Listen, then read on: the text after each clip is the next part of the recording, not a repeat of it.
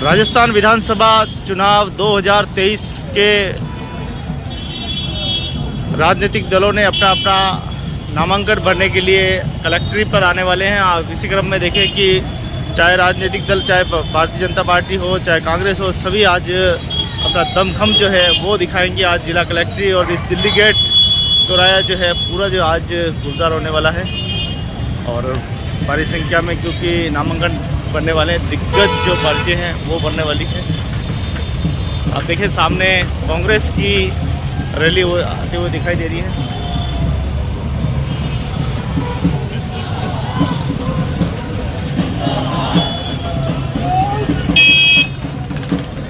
तो देखिए भारी संख्या में जन सैलाब विवेक कटारा जी के साथ में है और आप देखिए कि सारी पार्टियाँ आज पैर रखने की जगह नहीं मिलेगी यहाँ पर।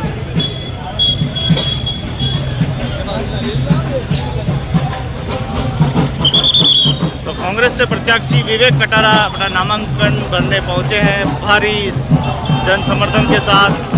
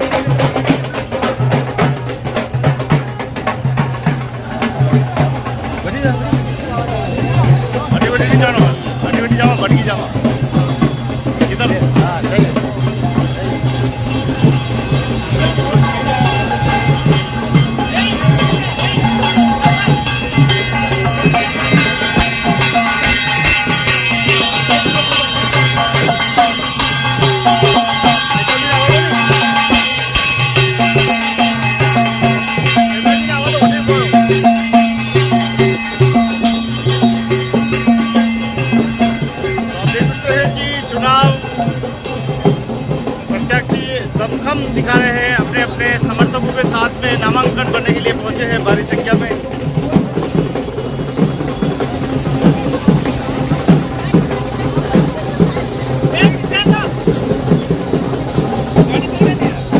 गाड़ी कोई नहीं ले जाए, मेरे खाते की गाड़ी के कोई हाथ नहीं।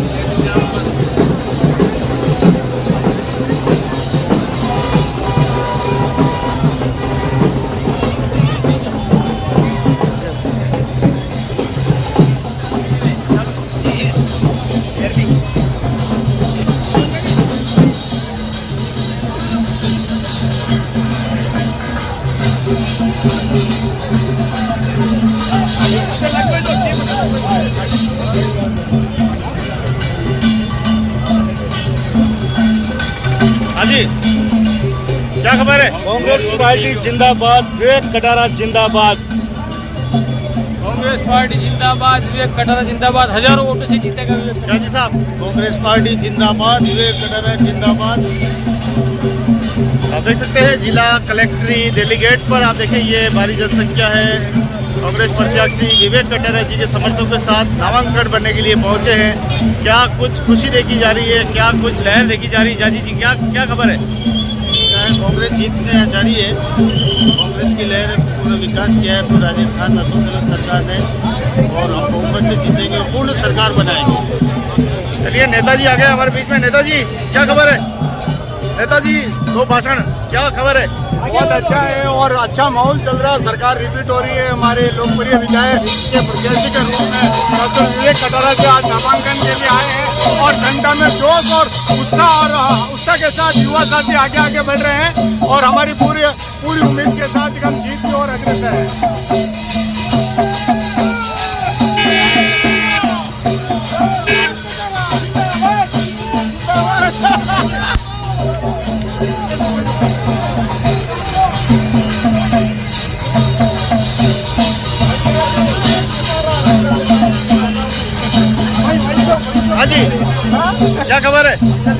खबर ये है कि विवेक कटारा जीत रहा है और जीतेगा। एक तरफा इस बार बीजेपी का सफाया।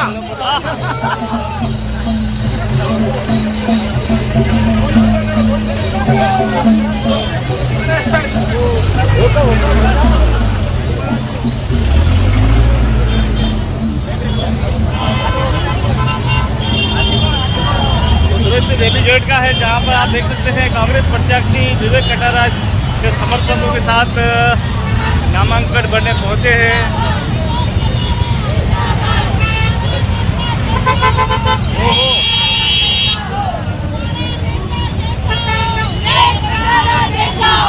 अशोक गहलोत जिंदाबाद, अशोक गहलोत जिंदाबाद, जिंदाबाद।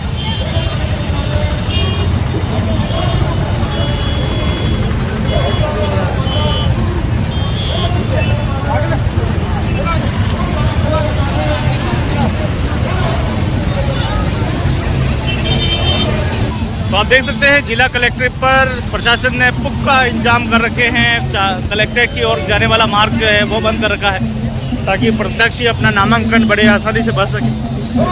पूरी व्यवस्थाएं कर दी गई है।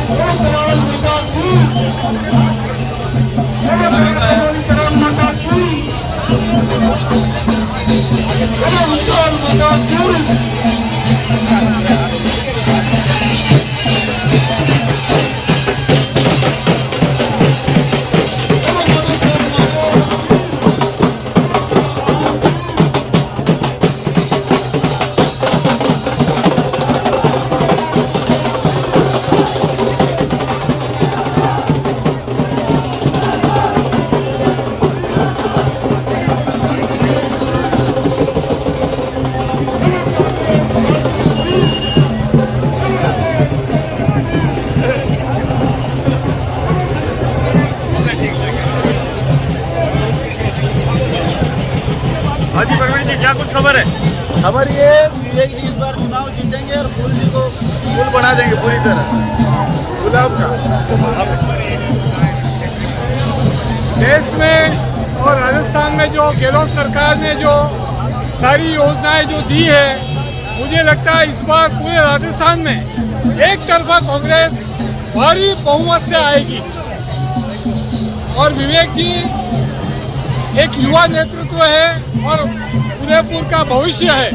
मुझे लगता है कि अगर इनको कोई हराता है तो इससे बड़ा दुर्भाग्य उदयपुर का और कुछ भी नहीं होगा। दूसरी ओर जो राष्ट्रीय प्रवक्ता है उदयपुर शहर के लिए गौरव वल्लभ को, उनको कैंडिडेट बना के जो नीचे उतारा गया है, वास्तव में उदयपुर का गौरव है और उदयपुर के सौभाग्य है कि उस तरह के कैंडिडेट को यहाँ कांग्रेस ने विधायक प्रत्याशी के रूप में उतार कर भेजा है। धन्यवाद। स्थायी पार्टी बड़ी भारी पड़ेगी, बाप और ट्राइबल पार्टी भी बढ़ रही है। ट्राइबल पार्टी का जहाँ तक बात है, इसको भ्रमित करने के लिए इन्होंने बीजेपी की बी पार्टी बनाया है, जबकि आदिवासी इतने भोले हैं हमारे क्षेत्र के कि इनका दुरुपयोग किया जा रहा है, मगर अब वो बात नहीं रही है। आदिवासी भी सब समझने लगे हैं और ये एक कांग्रेस के जो सरकार ने जो योजना दी है उसकी पूरी जानकारी रख रहे हैं लोग। अब वो चीज़ नहीं है, इनका मिसयूज करना चाहते हैं, इनका दुरुपयोग करना है। मैं इस तरह जीत कर निश्चित करूं, मगर वो इस बार संभव नहीं होगा। जी, और कुछ आप देख सकते हैं कि यहाँ पर आज कांग्रेस प्रत्याशी के समर्थन में देखिए भारी जन सैलाब है। विवेक कटारा जी ने आज फॉर्म अपना दाखिल करने जा रहे हैं। उसी दौरान आप देखिए कि बड़ी संख्या में यहाँ कांग्रेस समर्थक जो है हाथ में ध्वज लेकर आ गए हैं। हाँ जी नेताजी, क्या कुछ देखा जा रहा है? खुशी? हाँ जी, क्या कुछ खुशी देखी जा रही है गिरवा में? गिरवा में क्या कांग्रेस जीत आएगी? बेहतर बड़ा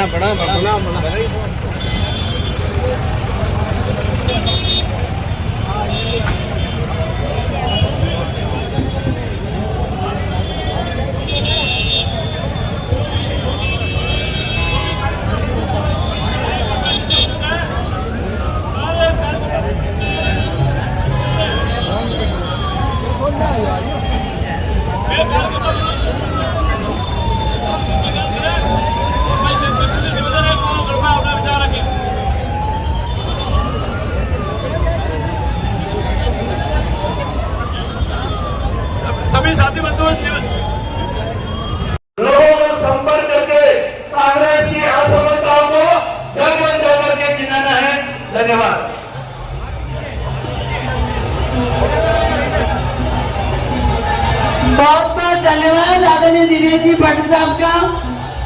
अब हमारे ग्रामीण के लोकप्रिय प्रत्याशी आदरणीय फूल सिंह जी मीणा साहब का जोरदार स्वागत हो रहा है कार्यकर्ताओं के द्वारा।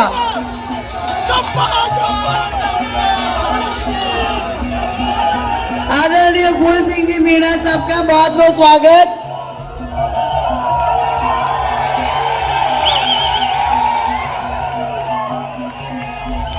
आदरणीय फूल सिंह जी मीणा साहब का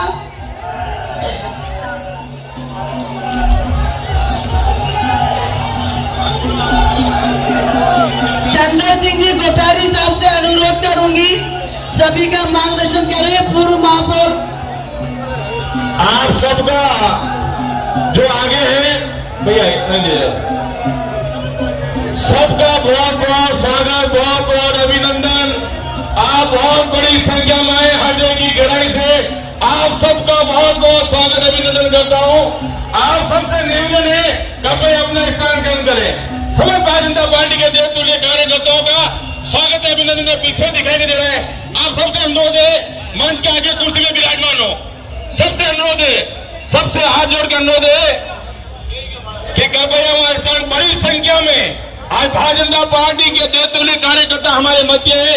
मैं मीडिया बंधु से भी निवेदन करना चाहता हूं हाथ जोड़ के एक बार व्यवस्था कराओ, बाद में आराम से आप अपना बाइक ले व्यवस्था हमारे घर। आप सबसे निवेदन है एक बार मैं समस्त कार्यकर्ता बंधु, देवतुल्य कार्यकर्ता बंधु, माता शक्ति का जो जन समूह है विराजमान है उन सबका हृदय की गहराई से स्वागत करता हूं, अभिनंदन करता हूं।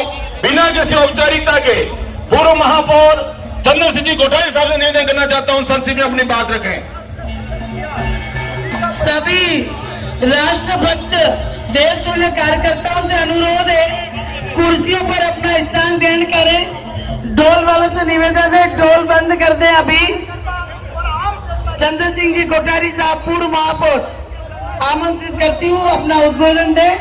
पूर्व महापौर चंद्र सिंह जी कोठारी साहब।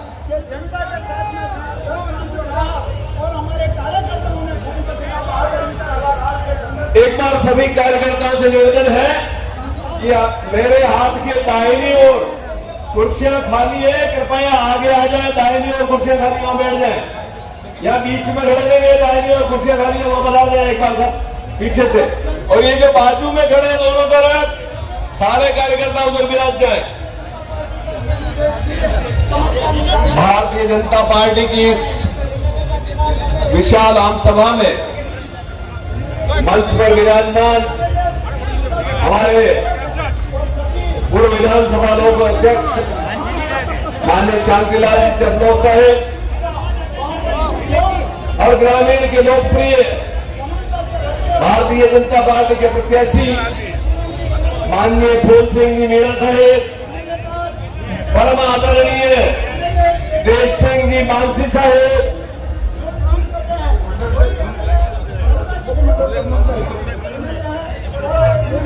एक बार शहर और ग्रामीण दोनों विधानसभा के जितने मंडल अध्यक्ष हैं सभी कृपया मंच पर आ जाएं। जितने मंडल अध्यक्ष हैं शहर विधानसभा और ग्रामीण विधानसभा के सभी मंडल अध्यक्ष मंच पर पधार जाएं।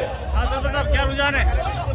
माननीय भारतीय जनता पार्टी के चुन्नीलाल जी गरासिया साहेब पूर्ण बहुमत और प्रदेश उपाध्यक्ष भारतीय जनता पार्टी से निवेदन है कि कृपया मंच पर अपना आसन ग्रहण करें।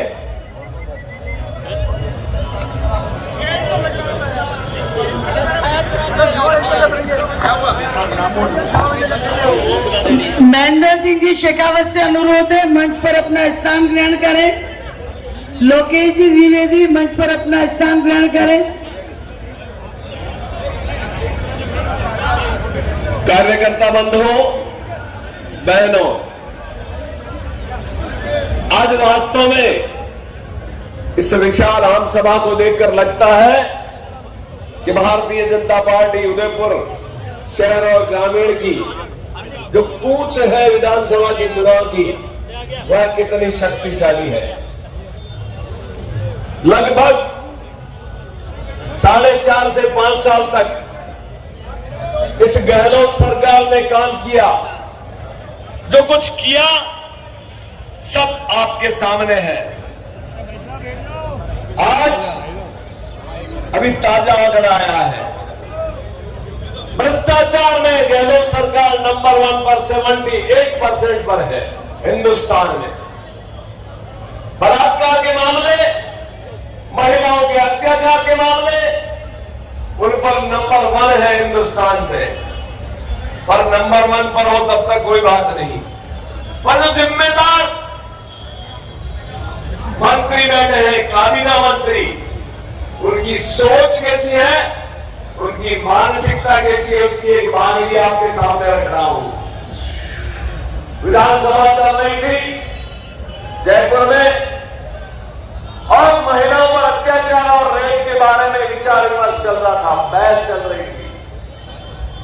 माननीय काबीना मंत्री शांति जी धारीवाल बोल रहे थे। उन्होंने कहा कि निश्चित रूप से राजस्थान रेप में नंबर 1 है। फिर भी से अपने पीछे जो विधायक बैठे थे उनकी तरफ देखा और उनको पूछा, भैया ये क्यों है? अब जैसे काबीना मंत्री वैसे ही उनके विधायक। उन्होंने कहा था राजस्थान को मर्दों का प्रदेश है। काबीना मंत्री ने विधानसभा की कार्यालय में लिखी है, बोल दिया कि राजस्थान मर्दों का प्रदेश है और इसलिए रेप में नंबर 1 है। शर्म आनी चाहिए ऐसे लोगों को। और वे कांग्रेस के काबीना मंत्री है और 80 साल के वरिष्ठ विधायक भी है। बात यही तक सीमित नहीं, इसके आगे भी जहां जहां इन काबीना मंत्रियों को, राज्य मंत्रियों को मौका मिला, उन्होंने महिलाओं के बारे में जो विचार व्यक्त किए, उनको सोच कर ही हमें शर्म आती है।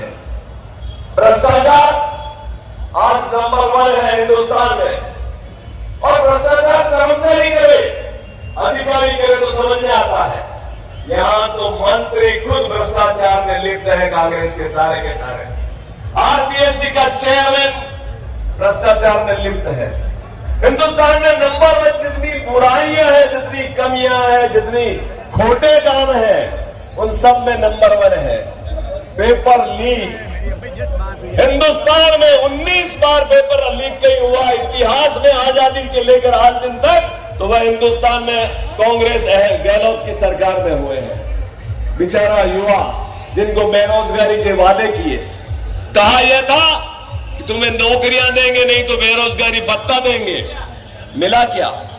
रात भर तैयारी की, अपने घर बार खेत कुएं गिरवी रख करके उन्होंने कोचिंग की, और जब परीक्षा देकर के घर गया और सुबह अखबार पढ़ा तो पता लगा कि पेपर तो लीक हो गया है।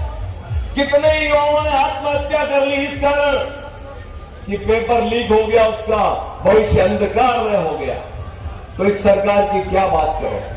निश्चित रूप से आज हमें तुलना करनी चाहिए। हम केवल वोट और राजनीति के लिए राजनीति नहीं करते हैं, हमारा कुछ सामाजिक दायित्व भी है। हम सनातन धर्मी हैं, हम हिंदू हैं। और इस कांग्रेस सरकार ने जब से, न केवल राजस्थान में, अभी तो जहां जहां इनकी सरकारें हैं, केरल में हो, मिजोरम में हो, जहां भी है, वहां सब क्या किया। हमारे जितने धार्मिक जुलूस निकलते हैं उन पर पत्थरबाजी होती है। करता कोई और है, बढ़ता कोई और है। राजस्थान में करौली में अपने जुलूस पर पत्थर फेंके गए, और पत्थर फेंकने के बाद पता लगा कि उस षड्यंत्र करता कौन था, मुख्य उसका सरगना कौन था। वह कांग्रेस का पार्षद था, और उसे आज दिन तक गिरफ्तार नहीं किया गया है। ये स्थितियां हमें निश्चित रूप से सोचनी पड़ेगी। कांग्रेस अलायंस जो इंडिया बना है, उनमें भी आज उनके अलायंस के नेता कहते हैं कि हम सनातन धर्म को मिटा कर मानेंगे, और हम सौगंध गाते हैं कि सनातन धर्म को बचा कर मानेंगे। जय हिंद, जय भारत। पीछे जो भी कार्यकर्ता खड़े हैं उनसे विनम्र अनुरोध, मेरे साइड की तरफ, राइट साइड में सारी कुर्सियां खाली रखी हैं, वहां पर अपना स्थान ग्रहण करें। सभी से विनम्र अनुरोध। नगर निगम की पूर्व महापौर आदरणीय रजनी जी से अनुरोध है, सभी वक्ताओं से विनम्र अनुरोध है, संक्षिप्त में अपने विचार व्यक्त करें। आदरणीय रजनी जी। यस, धन्यवाद।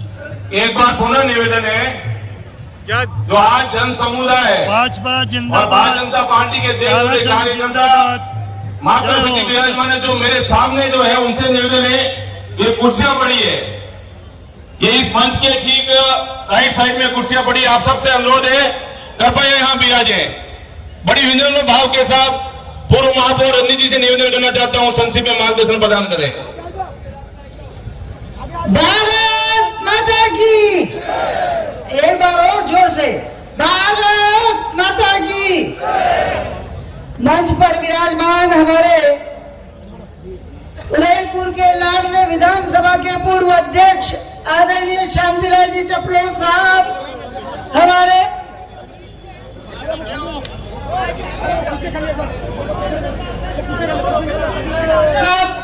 ये पधारे हुए महंत जी महाराज को प्रणाम करते हुए मंच पर विराजमान सभी मंचासीन पदाधिकारियों का मेरे सामने विराजमान एक जनमेदनी, विशाल जनमेदनी, जो भारतीय जनता पार्टी के अंदर विश्वास रखने वाले कार्यकर्ताओं का एक हुजूम आया है। मैं आप सबका हार्दिक स्वागत और अभिनंदन करती हूँ। और यह विशाल जनमेदनी ये दिखा रही है कि ये कांग्रेस की भ्रष्टाचार की सरकार, उसको उखाड़ कर फेंकने का समय आया है। बंधुओं और बहनों, मैं इतना ही कहना चाहती हूँ कि यहाँ उदयपुर की धरा, शांत धरा, जिसमें कन्हैया लाल के एक व्यक्ति को मारा गया, निशंस हत्याकांड हुई, और ये राजस्थान की सरकार मोड़ पर हाथ मुंह पे उंगली रखकर बैठी गई। बहनों, अबे હું મેવાડી में बोलूं, મારી મહિલા બહેનો બેઠી है, वो आप सब यो वादो लेना चाहूं, आप सब होगंद लेना चाहूं कि ये कांग्रेस की सरकार जो बच्चारी विरोधी है, महिलारी विरोधी है, जदयू में आई है, राजस्थान नंबर 1 बलात्कार में व्यो है। अंडो एक काळो टिल्लो राजस्थान में माथे लाग्यो है, वही टिल्ला ने हटाववा वास्ते लाल सिंदूर लागे राजस्थान रे ऊपर पद्मनी धरती रा रेवा वाला हा, मां कर्णावती री धरती रा रेवा वाला हा, मां मीराबाई री धरती रा रेवा वाला हा। आपा सबने बड़ी सौगंध है कि राजस्थान में एक ऐसी सरकार आवे जो राष्ट्र विरोधी नीवे में और राष्ट्र हित में बात करे, महिला रे हित में बात करे, बच्चा रे हित में बात करे। अंडे वाते आज आपने सब प्रतिनिधि नामांकन भर लीधो है, अबे आपने चुप नहीं बैठते हैं। जनता पार्टी के कार्यकर्ता है, देवतुल्य कार्यकर्ता है, सरल स्वभाव के कार्यकर्ता है, लेकिन हम मैं चेतावनी भी देता हूँ, आप सब स्थान ग्रहण करें, आप सब अपना स्थान ग्रहण करें, बैठे। पुनः निवेदन है, बार बार हम कार्यकर्ताओं को डिस्टर्ब नहीं करें, बीच में हमारी गाड़ियां भी रोक दी, बसें भी आने नहीं दी, ये ठीक नहीं है लोकतंत्र के अंदर। मैं आपसे पुनः अनुरोध करता हूं, ऐसा काम नहीं करें जिससे कार्यकर्ता उद्दलित होता है। एक बार पुनः निवेदन के मंच के यहाँ पर स्थान है, मातृ शक्ति को विराजे। आज बहुत बड़ी संख्या में कार्यकर्ता बंधु पहुंचे, उनका हृदय की गहराई से स्वागत करता हूं। गावड़ी विधानसभा के भाई अमृत जी, वो भी मंच में अपना स्थान ग्रहण करें। पीछे जो भी कार्यकर्ता पदाधिकारी खड़े हैं, इधर साइड में कुर्सियों पर स्थान ग्रहण करें। पुलिस प्रशासन पीछे जो तानाशाही कर रहा है, गुंडागिर्दी कर रहा है सरकार के बल पर, उन्हें मंच के माध्यम से चेतावनी देती हूँ कि आने वाले समय में सरकार जाने वाली है, इतनी तानाशाही नहीं करें और हमारे कार्यकर्ताओं को, देवतुल्य कार्यकर्ताओं को सीधे सीधे आगे की तरफ आने दे। और सभी कार्यकर्ताओं से विनम्र अनुरोध कि आगे की तरफ मेरे राइट साइड में स्थान ग्रहण करें। आदरणीय सुरेंद्र पाल जी, विस्तारक ग्रामीण, विनम्र अनुरोध मंच पर अपना स्थान ग्रहण करें। 6 बार यहाँ अध्यक्ष रहे हैं और जेल में सीटों में सन 1975 में जेल में बंद रहे हैं। और ये गौरव जी पता नहीं कहां से आए, इनका गौरव कहां से बढ़ा है ये हम नहीं जानते। गौरव जी की जमानतें जब्त हुई है। अब ये कहाँ आप दिल्ली में उनको ढूंढते फिरोगे? कहाँ के हैं ये? कौन है ये? गली में नक्शा देखना पड़ेगा उनको। ऐसे व्यक्तियों को भारतीय जनता पार्टी नकारती है। कांग्रेस का दिमाग निकल गया है। कांग्रेस के यदि लोकप्रिय लोग हैं और यदि स्वाभिमानी लोग हैं तो वे ऐसे व्यक्ति को हरा करके सीखते हैं कि बाहरी व्यक्ति नहीं चलेगा, चाहे वो कितना ही विद्वान हो, चाहे वो कितना ही बड़ा आदमी हो, बाहरी नहीं चलेगा। ताराचंद जी चलेंगे, ताराचंद जी को जीता है।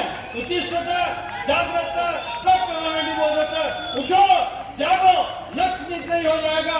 हम जब दोनों प्रत्याशियों को, आदरणीय ताराचंद जी को और आदरणीय हमारे फूल जी को भारी मतों से यहाँ से नहीं जिता देंगे, तब तक चुपचाप नहीं बैठेंगे। धन्यवाद। जय हिंद, जय भारत।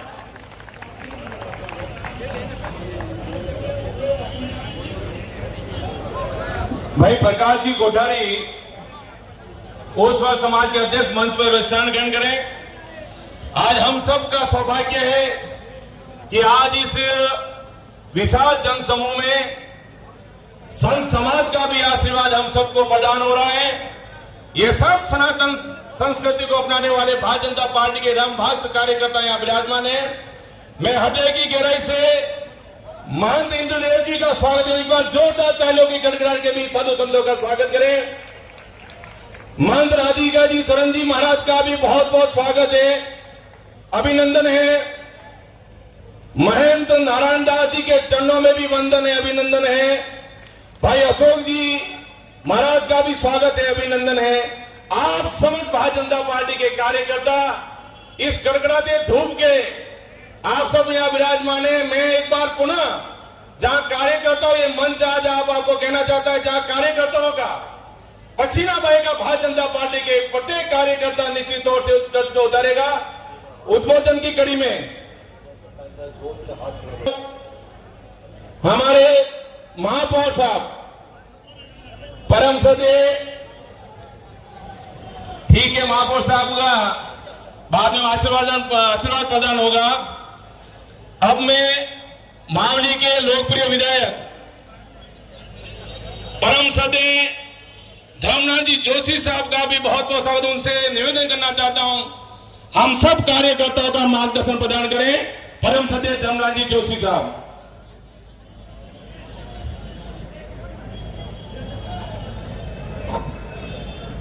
पानी की व्यवस्था या लेफ्ट में की गई है, जिसको भी पानी ग्रहण करना है इधर लेफ्ट में व्यवस्था की गई है।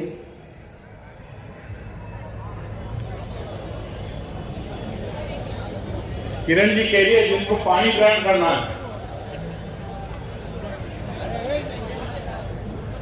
बहुत बहुत धन्यवाद। मंच पर विराजमान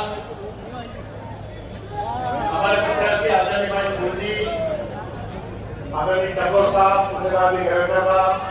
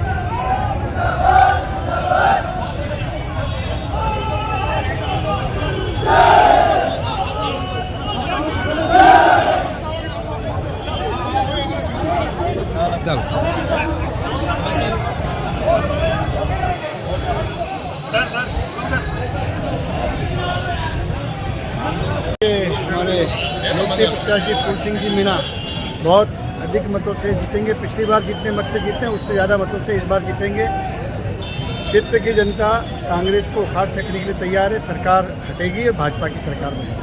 क्या खूबी आप देखते हैं फूल सिंह मीणा में, जिससे फूल सिंह जी मीणा जमीन से जुड़ा हुआ आदमी, एक सामान्य घर से निकला हुआ एक मजदूर आदमी, और हर आदिवासी क्षेत्र के हर आदमी को लगता है कि ये मेरे घर का आदमी, ये मेरा भाई है, ये मेरा पिता है, ये मेरा बेटा है। तो जिसके प्रति लोगों का मन में ऐसा भाव हो उसको निश्चित रूप से जनता बहुत अधिक मतों से जिता के देगी। तो आप देख सकते हैं जिला कलेक्ट्रेट से सीधा दृश्य, जहां भारतीय जनता पार्टी के प्रत्याशी तीसरी बार उम्मीदवार फूल सिंह मीणा अपना नामांकन फॉर्म भरने के लिए पहुंच रहे हैं। तो साथ में भगत सिंह जी राजपूत पूर्व प्रधान और तमाम भारतीय जनता पार्टी के दिग्गज नेता भी साथ में हैं।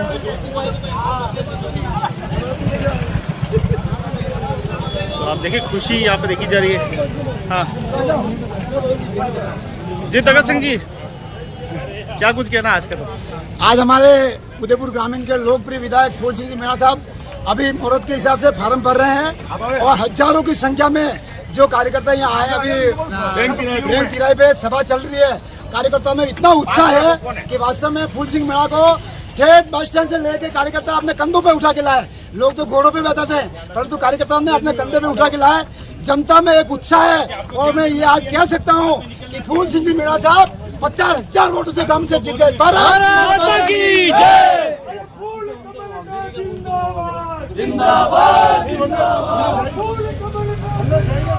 तो एक तरफ आप देखें कि भारतीय जनता पार्टी के नारे गूंज रहे हैं, वहीं दूसरी तरफ पास में ही कांग्रेस प्रत्याशी विवेक कटारा जी की दमखम यहाँ सभा हो रही है।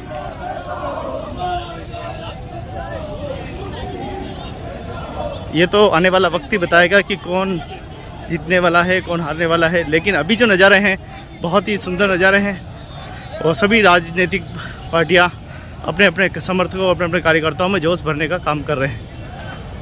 उदयपुर से ही खबर। राजस्थान विधानसभा चुनाव 2023 का जबरदस्त देखिए उत्साह दिख रहा है। उदयपुर के दिल्ली गेट से दृश्य आप देख रहे हैं, जहां भारतीय जनता पार्टी और कांग्रेस दोनों ही साथ साथ आज नामांकन है। कांग्रेस पार्टी से विवेक कटारा का नामांकन है, वहीं भारतीय जनता पार्टी से ताराचंद और फूल सिंह मीणा का नामांकन है। आप देखें कि बड़ी संख्या में पुलिस ने यहाँ पुख्ता व्यवस्थाएं कर रखी है और नामांकन जो है दोनों ही पार्टियों के भरे जा रहे हैं। अब जीत किसके पाले में आएगी ये तो वक्त ही बताएगा। लेकिन अभी जो आप देख रहे हैं दृश्य बड़ा ही खूबसूरत है। सभी कार्यकर्ताओं में देखिए जहाँ सभी जोश भरने की कोशिश कर रहे हैं अपने अपने नेता। हाँ जी, क्या कुछ खुशी देखी जा रही पूरन जी? हजारों वोट से जीतेंगे। इस बार जो नामांकन भरा है हमने और लोग जुलूस उत्साह में है और इस बार कांग्रेस पार्टी उदयपुर ग्रामीण से हजारों वोट से जीतने वाले। लगातार 2 बार फूल सिंह जी मीणा जीतते आए हैं, क्या इसका विश्लेषण किया कांग्रेस ने? वो केवल 2 लाख के वोट लेते हैं, क्या 2 काम नहीं करते। 2 लगने की नीति अपने विवेक जी अपनाएंगे? इस बार भाई अपना है। हाँ, भाई का साथ देंगे, सब भाई का साथ देंगे।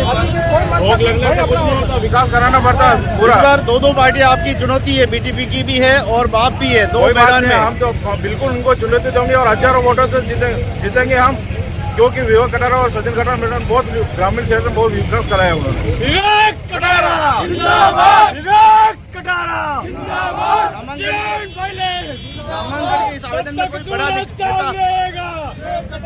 नामांकन के इस आवेदन में कोई बड़ा नेता दिखाई नहीं दे रहा, बड़ा चेहरा नहीं। सभी बड़े नेता साथ में है, कांग्रेस सब वरिष्ठ और सभी बड़े नेता हमारे साथ में है। सब जब मिलकर आज का दिन था सब जगह फार्म भरने का। लाल सिंह जाड़ा साहब अभी गए हैं वल्लभ नगर में, अब नॉमिनेशन है, इस वजह से सभी इधर उधर गए हुए, बाकी सभी साथ है। विवेक कटारा जी किन मुद्दों पे अब की बार चुनाव लड़ने जा रहे हैं? विकास के मुद्दों पर। क्या विकास है? क्या लगता है गिरवा में ये समस्या है? तेलाफेरी वाले में जो पंचायत गई है उनको छुड़वाना सबसे बड़ा मुद्दा तो यही रहेगा। जो पंचायत तेलाफेरी में चली गई है उनको वापस अपने विधानसभा में लेना है, मेन मुद्दा यही है। आपको क्या लगता है क्या बड़े मुद्दे हैं आपके? चुनौती बड़े क्या मुद्दे हैं? एक तो विकास, जो पेरापेरी में जो यूआईटी में जो गाँव जा रहे हैं उनको वापस उन्होंने पहले भी रोका था और वापस उनको वो प्रयास करेंगे। और शिक्षा के क्षेत्र में मेन तो शिक्षा है, शिक्षा के क्षेत्र में यह आगे ये मेन मुद्दा यही है। और अभी भी 2 साल में प्रधान मैडम ने कम से कम 35 से 36 विद्यालय को कंपोजिट करा विकास में अच्छा जोर दे रहे हैं। और मुख्यमंत्री राजस्थान की सरकार, मुख्यमंत्री अशोक गहलोत साहब की योजनाओं को, बहुत ही अच्छी योजना उनसे चल रही है। चिरंजीवी योजना और बहुत तरह की योजना है जो गरीब से गरीब लोग उनको लाभान्वित हो रहे हैं। बिल्कुल, तो आप देख सकते हैं यहाँ पे जो विधानसभा 2023 के आवेदन हो रहे हैं, कांग्रेस और बीजेपी दोनों ही प्रत्याशी या मैदान में, क्या युवा के बड़े मुद्दे क्या इस बार जो आपको लगता है ये समस्या है? सर, युवा यही चाहते हैं कि हमारे जो गांव में अभी तक विकास काफ़ी हो रहा है ना, कांग्रेस सरकार हमारे साथ खड़ी है और हम कांग्रेस पार्टी के साथ खड़े हैं। हमारा कुछ काम बाकी है वो भी हमारी पार्टी करेगी। हम पार्टी के साथ एकजुट बनकर आज पार्टी का नामांकन करने आए हैं विवेक भैया कटरा साहब के साथ। और बाकी की बात हमारे मनोहर सिंह जी साहब, आप बताइए किस मुद्दों पे अब की बार कांग्रेस लड़ने जा रही है गिरवा में, क्योंकि लगातार 2 बार फुल सिंह जी मीणा रहे और तीसरी बार भी उन्हीं को टिकट दिया गया है। ऐसे में एक चुनौती है कांग्रेस के पास। नहीं, कांग्रेस के पास चुनौती नहीं है। 10 साल का हमारे पास सूखा निकल गया, कुछ काम नहीं हुआ। हमारे उदयपुर ग्रामीण में एक हमारे विवेक जी जो आगे विधानसभा में पहुंचते थे, हमारी जनता ने खूब कोशिश की, लेकिन इसी के कारण हम विधानसभा नहीं पहुंच पाए। अब की बार हम पूरी कोशिश, और आप देख रहे हैं इतने जनसैलाब उनके साथ हैं, हम इनको अब की बार विधानसभा में पहुंचा के जो विकास कार्य हमारे विधानसभा में अटके हुए थे उनको हम पूरा करेंगे और उनको अवश्य विधायक बनाएंगे। चुनावी घोषणा पत्र में वो कौन सी बड़ी चीज है जो वोटर को रिझाएगी? नहीं, वो हमारा तो उदयपुर ग्रामीण शिक्षा और इसमें जोर दिया गया है। जो एमएलए अभी जो वर्तमान में है उनके द्वारा कुछ काम नहीं हुआ है। खाली एक लोगों से मिलना अच्छी बात है, मिले और धोख लगे, ये बहुत अपनी एक संस्कृति है, लेकिन लोगों को विकास चाहिए। विकास कराना हमारा पहला मुद्दा है और विवेक जी कटारा का यही ध्येय है कि मिलना और धोख लगना संस्कृति अच्छी बात है, लेकिन विकास भी पब्लिक को चाहिए और पब्लिक इसी मुद्दे पर अब की बार विवेक जी को मतदान करेंगे। क्या कुछ मुद्दे आपको लग रहा है ये है? नहीं सर, सब मुद्दे गौण हैं। इस बार विवेक जी भारी मतों से जीत रहे हैं, क्योंकि 10 साल से जनता ने देख लिया है कि बीजेपी के विधायक ने जो लोगों के साथ छल किया और छलावा किया है, जीत के खाली बैठ गए हैं, काम तो कुछ हुआ नहीं है पूरे विधानसभा क्षेत्र में। और इस बार जनता निश्चित रूप से परिवर्तन चाह रही है और आप देखना भारी मतों से विवेक जी कटारा विजयी होंगे।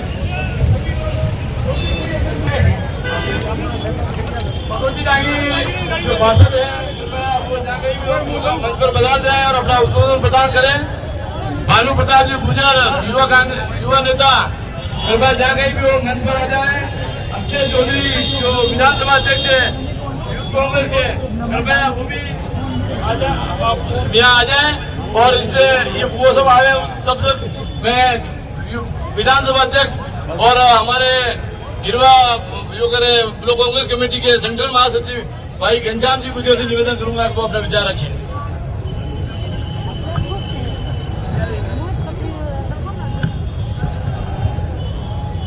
भारत माता की माया माया जितने भी पंथ विराजमान है, जे बोलो जो ठेठ हमारे अशोक गहलोत जी के और सीपी जोशी के पास नहीं जाए। भारत माता की, बोलो बजरंग बली की, बोलो शनि भगवान की, बोलो बबरेश्वर महादेव की, बोलो भैरवनाथ की, बोलो आनंदी भगवान की। उदयपुर ग्रामीण में बोलो खेमजी साहब की, हमारे पूरी सरगी खेमराजी कटारा जी की जय। एक सेकंड,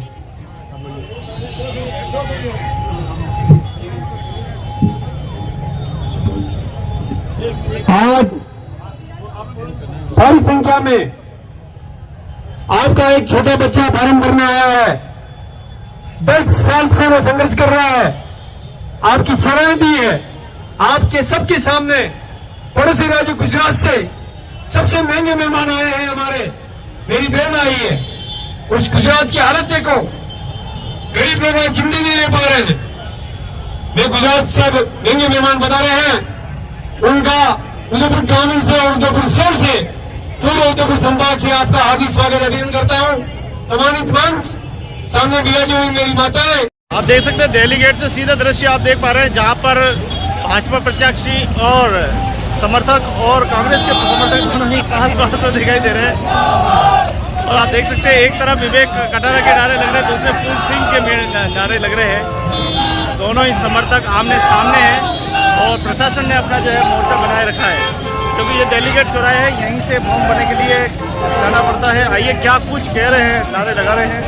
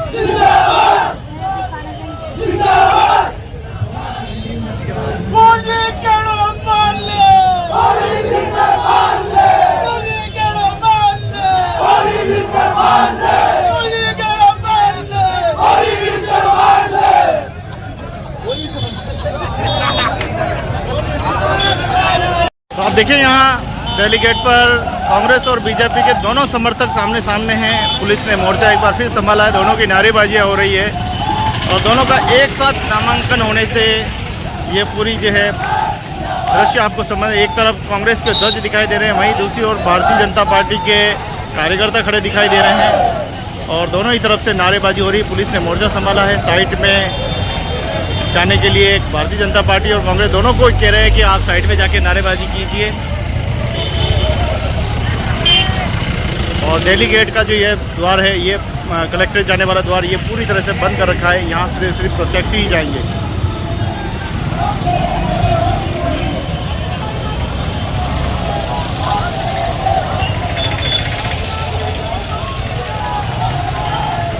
तो आप देख सकते हैं कि डीएसपी खुद मोर्चा संभाल लिया है।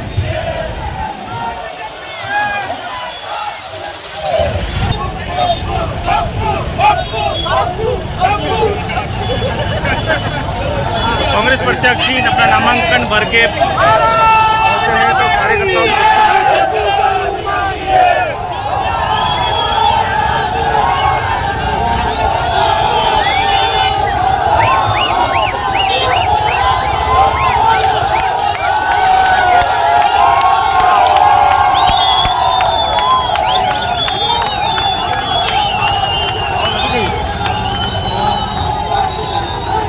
जैसे ही कार्यकर्ता सूरत अभिनंदन कर रहे हैं कांग्रेस पार्टी के प्रत्याशी विवेक कटारा, जो कि ग्रामीण से प्रत्याशी कांग्रेस पार्टी से है।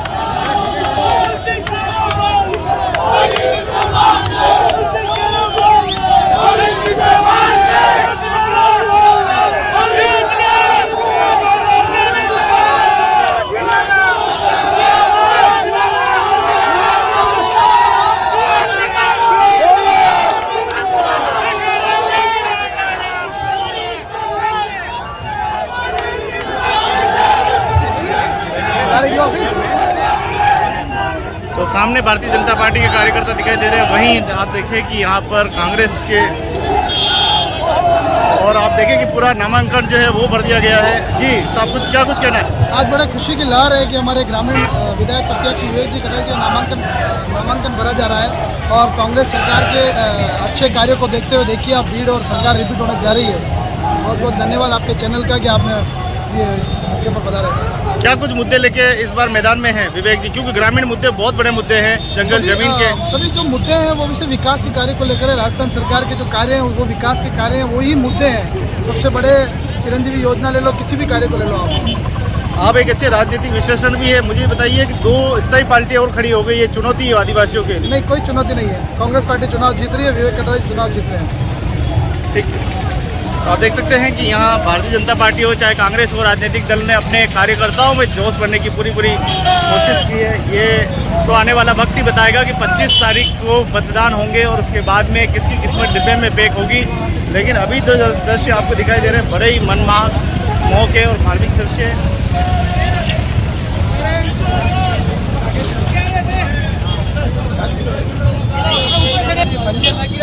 तो राजस्थान लोक विधानसभा का चुनाव ये 2023 होने जा रहा है। हमारे बीच में कमल जी है। कमल जी, क्या कुछ कहना है इस बार?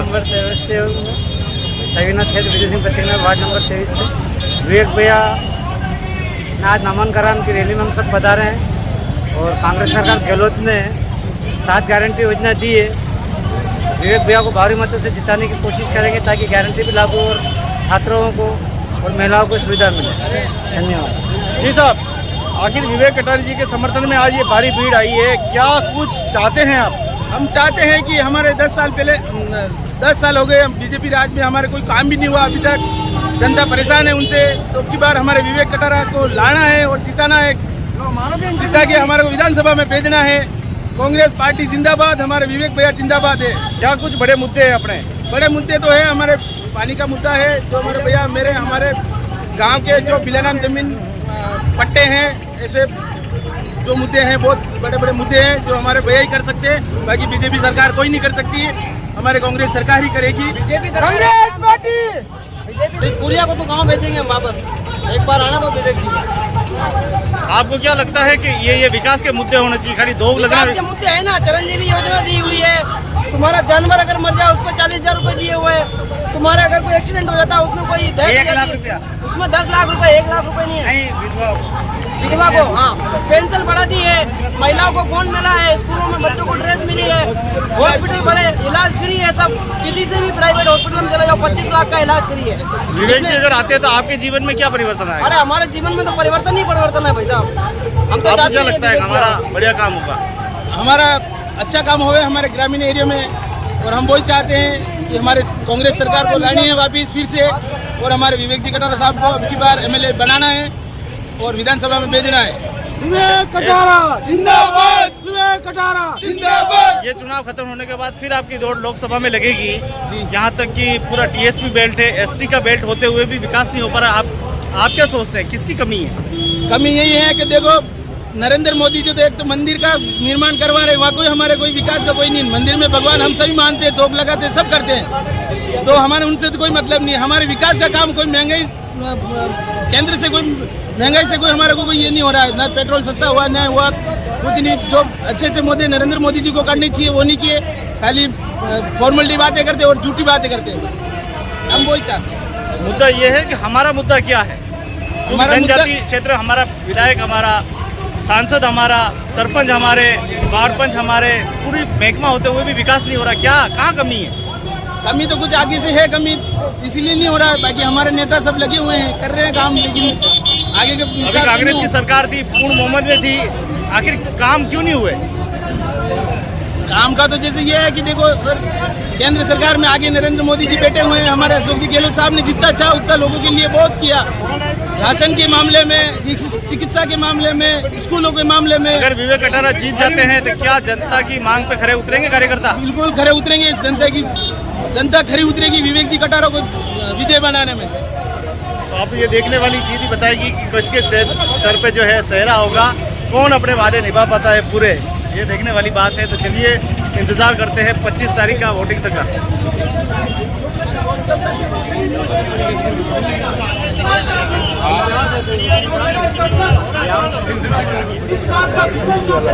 विधानसभा चुनाव 2023 का होने जा रहा है। भारतीय जनता पार्टी से प्रत्याशी फूल सिंह जी मीणा को तीसरी बार जो है पार्टी ने मौका दिया है। आइए किन मुद्दों पर इस बार चुनाव लड़ने जा रहे हैं और पिछले जो 2 कार्यकाल रहे हैं उनमें क्या उपलब्धि रही है और इस कार्यकाल में वो क्या कुछ देने वाले हैं ग्रामीण की जनता को। फूल सिंह जी मीणा जो अपने केंद्र में नरेंद्र जी मोदी जी जैसे लोगों का काम कर रहे हैं तन मन धन लगा के, उसी तरह से हमारे फूल सिंह जी मीणा 2013 में जीत के आए थे। उसके बाद में लगातार जनता के बीच में है और जब हमारी सरकार थी उस समय भी उन्होंने उनके माध्यम से एमएलए फंड के माध्यम से सरकार के माध्यम से बहुत काम करवाए थे।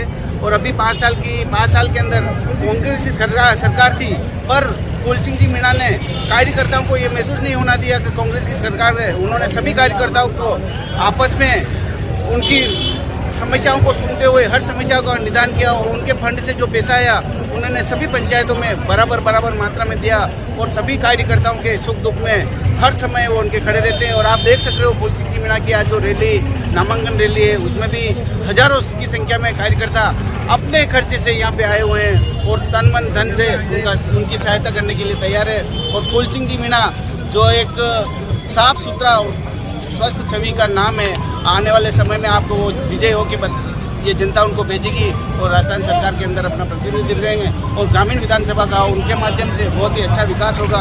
और जो ग्रामीण दूर दराज क्षेत्रों में जो रहते हैं, पहाड़ी क्षेत्रों में रहते हैं, उनके माध्यम से जो विकास हुआ था कुछ एक विकास बाकी रह गया था पीएसपी क्षेत्रों में, उनका भी अभी जो सरकार के माध्यम से वो वापस जीतेंगे, सरकार के अंदर बैठेंगे, बहुत ही अच्छा काम करेंगे, हमें पूरी उम्मीद है।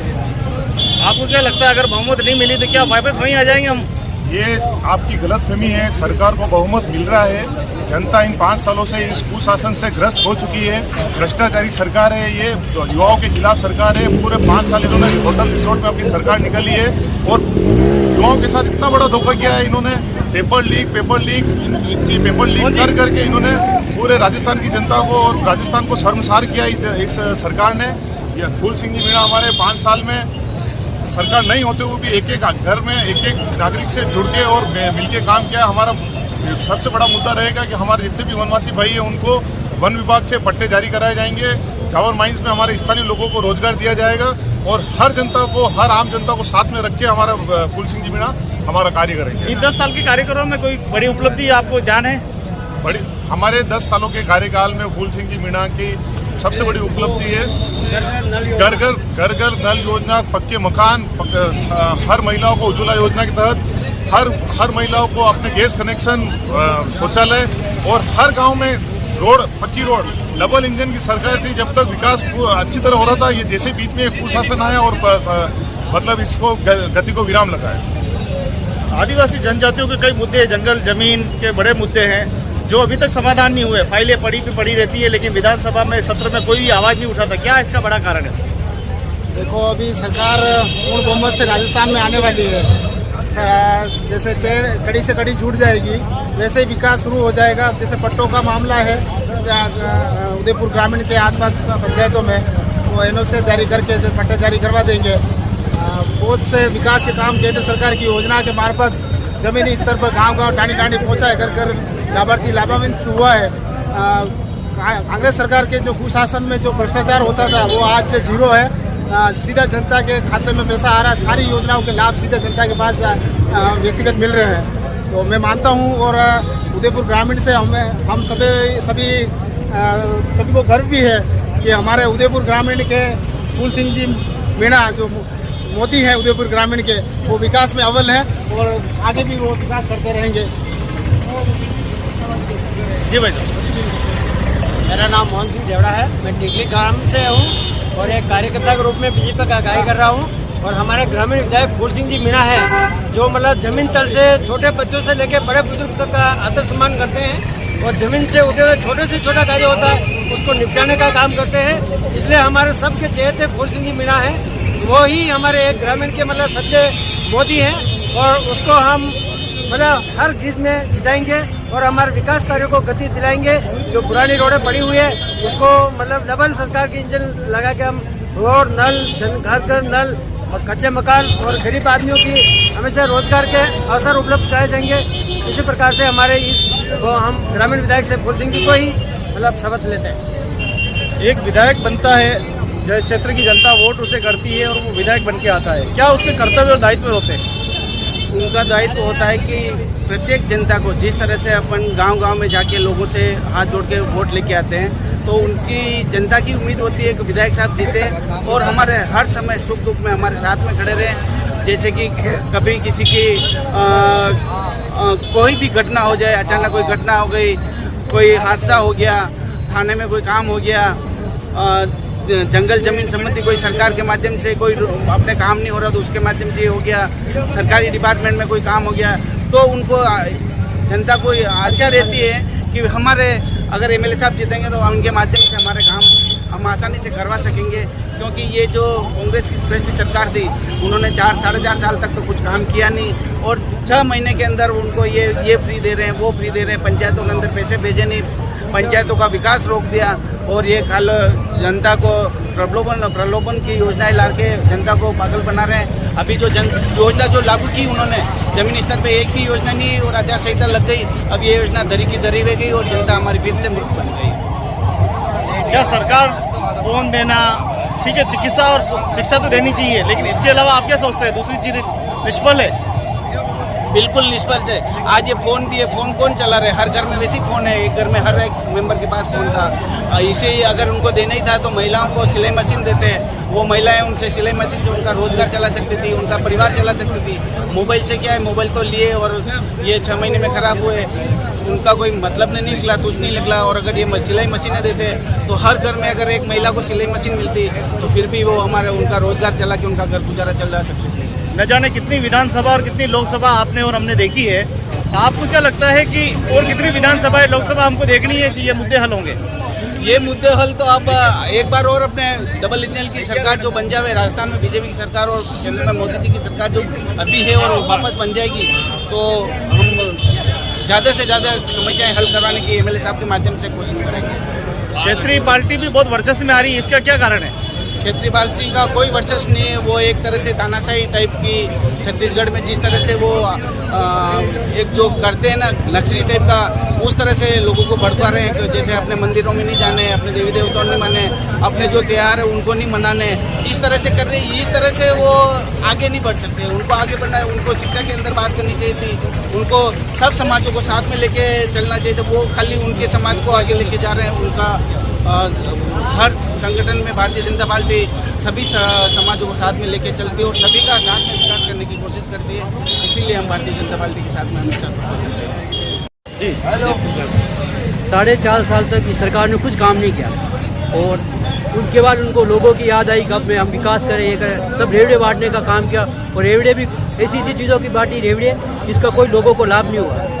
और 4.5 साल तक आपस में जितने भी मंत्री है सब भ्रष्ट मंत्री रहे, लोगों के लाखों रुपए रिश्वत चाहते रहे और कुछ काम नहीं किया। राजस्थान का विकास बिल्कुल डाउन हो गया, घट गया बिल्कुल, और कुछ नहीं हुआ। राजस्थान पर कर्जा इतना बढ़ गया कि राजस्थान की हालत बहुत ख़राब है। इसलिए सरकार बदलने की जरूरत है और सरकार बदलेगी। आप क्या वादे कर रहे हैं कार्यकर्ता अपने वोटर से, क्या वादा कर रहे हैं कि आप उनका काम करेंगे? पहले जितने भी छोटे छोटे गाँव का विकास है, रोडों की है, लाइटें हैं, उनकी कमी। अभी 10 सालों में कहाँ आपने करवाए अपने लेवल पे? अभी तक हमारे जितने भी विधायक साहब ने ग्रामीण में जितने भी अच्छे छोटे मोटे सीसी रोड है, छोटे मोटे सब काम करवाए। हर समय ग्रामीण लोगों पर ध्यान दिया, आके मिलना जुलना सब तरह से काम किया। एक कार्यकर्ता के दायित्व और कर्तव्य बताएंगे आप क्या होते हैं? एक कार्यकर्ता का दायित्व है सबसे पहले लोगों की समस्या, उनके पास लोगों की समस्या ले जाके विधायक साहब के पास जाना और उनसे उनके साथ उनका काम करवाना, ये एक कार्यकर्ता का ही होता है।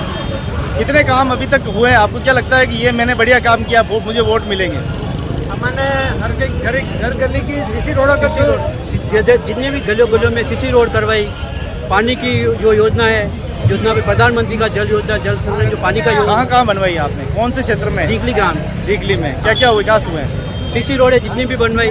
लाइटों की प्रॉब्लम थी तो हमने RSP ऑफिस में झगड़े जहाँ पर विधायक साहब को लेके जो 8 घंटे तक 10 घंटे तक लाइटें नहीं आती थी, लोग इतने परेशान हो रहे थे, तो बच्चों की पढ़ाई भी खराब हो रही थी, तो उन्होंने हमने हमारे विधायक साहब ने साथ आके वो लाइटों की पूर्ति करवाई। इस बार क्या बड़े मुद्दे आप करने जा रहे हैं उनके? सबसे बड़े मुद्दे हैं लोगों को बच्चों को पढ़ाई का ध्यान देना, स्कूलों में टीचरों की कमी है, रोडों की हालतें बहुत खराब कर रखी है, वो सबकी पूर्ति करनी है। और क्या पट्टे पट्टे की कोई मांग है आपकी? पट्टे पट्टे दिलाना ये पट्टे और सबसे पहले ग्रामीण में जितने भी पट्टे सब अधूरे पड़े हैं। बस सरकार आती है वो पट्टे दे रहे जाके कुछ काम नहीं हुआ। इस बार विधायक साहब से ये हमको सब जितने भी लोग हैं उनको पट्टे मिला। आप बताइए क्या कुछ विकास हुआ है आपके क्षेत्र में? हमारे यहाँ तो हर घर नल योजना की लाइनें पड़ रही हैं, पानी की टंकियाँ बन रही हैं। टीकली गाँव में पानी की टंकी भी बन रही है, हर जगह हर मोहल्ले वाइज लाइनें पड़ रही है। मोदी साहब की देन है ये सब। और छोटे मोटे लोग लाइनें पड़ रही है मतलब 10 साल में खाली लाइनें पड़ रही, पानी नहीं है? अभी चालू किया काम, अभी 1 महीने में सारा काम हो गया। 10 साल में क्या किया? 10 साल में कुछ भी काम नहीं हुआ उससे पहले। तो फिर उससे पहले हमारा काम हुआ, ऐसी बात नहीं हुआ, लेकिन केंद्र सरकार की जो योजना है वही लागू हुई और बाकी ये जो सरकारी राजस्थान सरकार की योजना वो पूरी लागू नहीं हुई। यही हमारी समस्या। अभी क्या वादा किया आपने वोटर्स को? वोटर्स को हमने ये बात किया हर घर पे नल योजना दिलाने का। टीकली में क्या क्या बड़े मुद्दे हैं? बड़े मुद्दे तो पेरा फेरी वाली जमीन है, उसके हम पट्टा लेना चाहते हैं ग्रामीण वाले। और पट्टा क्या आदिवासी लोग सब टापरों पे बसे हुए हैं, उनको कम से कम पट्टा दिलावें ताकि वो जमीन यूआईटी आवक नहीं करे। और यूआईटी ने आवक किया उससे निकाल के आबादी का सरपंच पंचायत के अधिकार के अंदर पट्टे दिलाने का कोशिश हम चाहते हैं। पट्टे मिले और सब सुरक्षित रहे और कच्चे केलुपोस मकान है उसको पक्के मकान मिले और बच्चे पढ़ाई कर सके, स्कूल अच्छे बने, यही हम चाहते हैं। आप अपने विधायक से करवाएंगे? बिल्कुल सर, बिल्कुल करवाएंगे। भाई संतोष पाल जी जो ग्रामीण विधानसभा को कई दिन से कई हफ्तों से यहाँ है और एक एक कार्यकर्ता एक एक मंडल और शक्ति केंद्र में उनका जाना हुआ है। उपस्थित मैं कहूँगी सभी यहाँ पर हमारे जो हमारे अतिथिगण हैं उनको नमन करते हुए सभी वरिष्ठ कार्यकर्ताओं को, मंडल अध्यक्षों को और आप सबको मैं कहूँगी कि नमस्कार। लेकिन ज़्यादा कुछ नहीं कहते हुए क्योंकि सामने हमारे हम बहुत सारी बातें अभी यहाँ पर सुनेंगे लेकिन और हमने सुनी भी, लेकिन आपको केवल एक बात कहना चाहूँगी कि आज मैं उत्तराखंड की धरती से आती हूँ जो जहाँ पर भारतीय जनता पार्टी ने और हमने एक इतिहास बनाया कि वहां पर भी बदलाव हमेशा होता था, लेकिन इस बार भारतीय जनता पार्टी ने अपनी सरकार को दोबारा वहां पर बनाया और उस दोबारा बनाने में भी जिनका नेतृत्व हमें रहा वो माननीय हमारे प्रहलाद जोशी जी का, उनका वहां पर हमें एक मैं कहूंगी कि उनका पूरा लीडरशिप वहां मिला क्योंकि दोबारा सरकार बनना वहां पर भी एक नियम था कि एक बार एक सरकार है दूसरी बार दूसरी है, लेकिन भारतीय जनता पार्टी की सरकार आज आदरणीय नरेंद्र मोदी जी के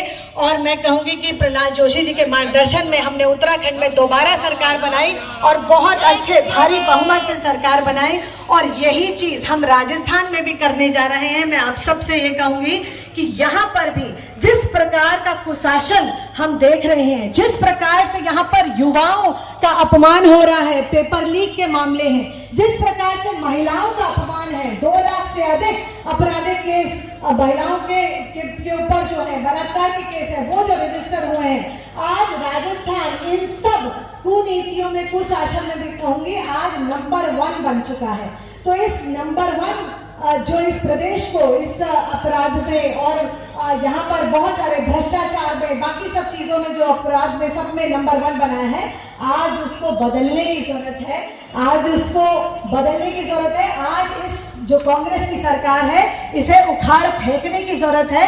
तो आज हमारा जो कार्यकर्ता है, हमारी जो महिला है वो यहाँ से प्रण लेगी कि महिला यहाँ पर राजस्थान में नहीं सहेगी ये अत्याचार और नहीं सहेगी ये अपमान और आज हम इस सरकार को बदल कर फेंकेंगे। ऐसे ही यहाँ के युवा, यहाँ के हमारे और जो वरिष्ठ जन है, मैं आपसे कहूंगी कि केंद्र से बहुत सारी योजनाएं, बहुत सारी चीजें यहाँ आती हैं प्रदेशों में। जब डबल इंजन की सरकार होती है तो बहुत तेज गति से हमारा विकास होता है, लेकिन आज राजस्थान जो है वो कहीं ना कहीं इन विकास में, इन योजनाओं में पीछे है। क्यों पीछे है? क्योंकि यहाँ पर जो सरकार है वो कांग्रेस की सरकार थी और उस कांग्रेस की सरकार ने बहुत सारी केंद्र की नीतियां उनको यहाँ पूरा करने का पूरा नहीं किया। यहाँ पर जब कोविड का समय था, हम सब एक मुश्किल घड़ी से यहाँ गुजर रहे थे, तो हम सब ने देखा कि किस प्रकार हमारे नेता, यहाँ पर हमारे उपस्थित बहुत सारे हमारे वरिष्ठ नेता हैं, वो सब यहाँ पर उपस्थित थे और लोगों की सेवा कर रहे थे। लेकिन आपने देखा कि कांग्रेस के नेता को किसी ने देखा क्या कि कोई सड़कों पर किसी की सेवा कर रहा हो? किसी ने नहीं देखा। ऐसे ही प्रधानमंत्री जी ने हर प्रदेश में कोविड वैक्सीन भेजे, सभी कुछ भेजा, लेकिन उसके बावजूद कांग्रेस के जो शासित राज्य थे उनमें ज्यादातर यहाँ पर सरकारों ने ये बताने की कोशिश करी कि हमें कोविड वैक्सीनेशन की जो वॉइस है वो हमारे पास नहीं आ रही है, उसकी कमी है। और बाद में एक न्यूज अचानक रिपोर्ट में और एक रिपोर्ट में जाहिर हुआ, वहां पता लगा कि किस प्रकार से जान पूछकर उस कोविड वैक्सीन की दवाई थी उसको वेस्ट किया जा रहा था ताकि उसकी कमी यहाँ पर हो। तो ये सरकार इस प्रकार की सरकार है जो केवल राजनीति करना चाहती है, उसको जन सेवा से, लोगों की किसी समाज सेवा से कोई लेना देना नहीं है। तो आज तब हम लोगों को ये प्रण लेना है कि हमारे दो प्रत्याशी हमारे सम्मुख हैं। एक फूल सिंह जी मीणा जो अभी आने वाले हैं, अपना वो नामांकन कर रहे हैं। एक ताराचंद जैन जी यहाँ उपस्थित हैं जो कि यहाँ पर कई दशकों से मैं कहूँगी कि भारतीय जनता पार्टी का यहाँ पर काम कर रहे हैं और पूरी तरह से कई बार हमारे जिला अध्यक्ष रहे हैं। और भारतीय जनता पार्टी की ये जो भूमि है, मैं कहूँगी उदयपुर, ये एक ऐसी भूमि है जहाँ पर जो हीरा होता है उसको तराशते हैं तो वो एक अच्छा हीरा बनता है। तो यहाँ पर एक एक कार्यकर्ता जो मंच पे आपको दिख रहा है वो एक एक यहाँ पर तराशा हुआ हीरे के समान है, क्योंकि उदयपुर में भारतीय जनता पार्टी का संगठन मैं कहूँगी कि सबसे मजबूत संगठन है। उसके लिए आप सबको बहुत बहुत शुभकामनाएं। तो आप सब लोगों से यह अनुरोध है कि हम लोग आने वाले समय में 25 तारीख को हमारा चुनाव है और चुनाव का बहुत सारे हमारे पास त्योहार है, बहुत सारा दिवाली का ये एक सीजन है और सभी लोग दीपावली भी अपने घरों में मनाएंगे, परिवार में मनाएंगे, दोस्तों के साथ मनाएंगे। लेकिन संगठन के प्रति हमें जो एक दायित्व निभाना है, जो हमें इस बार अपना एक समय देना है और पूरी तरह से यहाँ पर भारतीय जनता पार्टी को जितने मार्जिन से हम पिछला चुनाव जीते उससे 4 गुना मार्जिन से इस चुनाव को हम जीत कर आएंगे, क्योंकि हमारे सामने जो प्रत्याशी है वो पैराशूट प्रत्याशी है, वो ऐसा प्रत्याशी है जो शायद ही किसी घर में किसी को जानते हो, वो सिर्फ आए, उन्हें लगता है कि सिर्फ नाम से वो जीत जाएंगे। तो उनको बताना है कि उदयपुर की जनता उदयपुर में रहने वाले व्यक्ति को यहाँ पर अपना वोट देगी और उसको भारी मतों से यहाँ से जिताकर भेजेगी। यही आपसे कहूंगी। जय हिंद, जय भारत। उदयपुर शहर जिला के प्रभारी परम आदरणीय वंशीलाल जी खटीक साहब से अनुरोध करूंगी सभी का मार्गदर्शन करें। और इससे पूर्व श्याम जी पुरोहित आदरणीय में विराजमान हो तो उनसे मंच पर बुलाने की कृपा करें। आदरणीय श्याम जी पुरोहित। भारत माता की, भारत माता की। बहुत बहुत धन्यवाद। भक्त प्रहलाद जोशी जी मंच पर विराजित उदयपुर शहर जिले के माननीय शहर जिला अध्यक्ष जी, माननीय ताराचंद जी भाई साहब, सम्मानित मंच, आज बड़ा हर्ष का विषय है। प्रातः स्मरणीय हिंदुआ सूरज महाराणा प्रताप की पावन धरा पर, पन्ना दाई के त्याग के स्थान पर, मीरा की भक्ति के स्थान पर माननीय प्रहलाद जी जोशी साहब आपका बहुत बहुत हृदय से स्वागत और अभिनंदन करते हैं। बंधुओं, आने वाला समय भारतीय जनता पार्टी के लिए आप सब कार्यकर्ता की बदौलत हमारा ये उदयपुर शहर जिला परंपरागत भारतीय जनता पार्टी का गढ़ रहा है। वो सब आप भारतीय जनता पार्टी के कार्यकर्ताओं के कंधों पर संभव है। बंधुओं, इस अवसर में आप सबका ज्यादा समय नहीं लेते हुए मैं आपके चरणों में निवेदन करना चाहता हूं। ये उदयपुर की पावन धरा, ये शक्ति और भक्ति और बलिदान और शौर्य की धरा, उस शौर्य की धरा के आप सभी कार्यकर्ता एक बहुत ही अच्छे कार्यकर्ता है। आने वाले समय में ये उदयपुर शहर जिले की दोनों विधानसभा है, भारी से भारी वोटों से जीताकर आप विधानसभा में हमारे उम्मीदवारों को भेजे।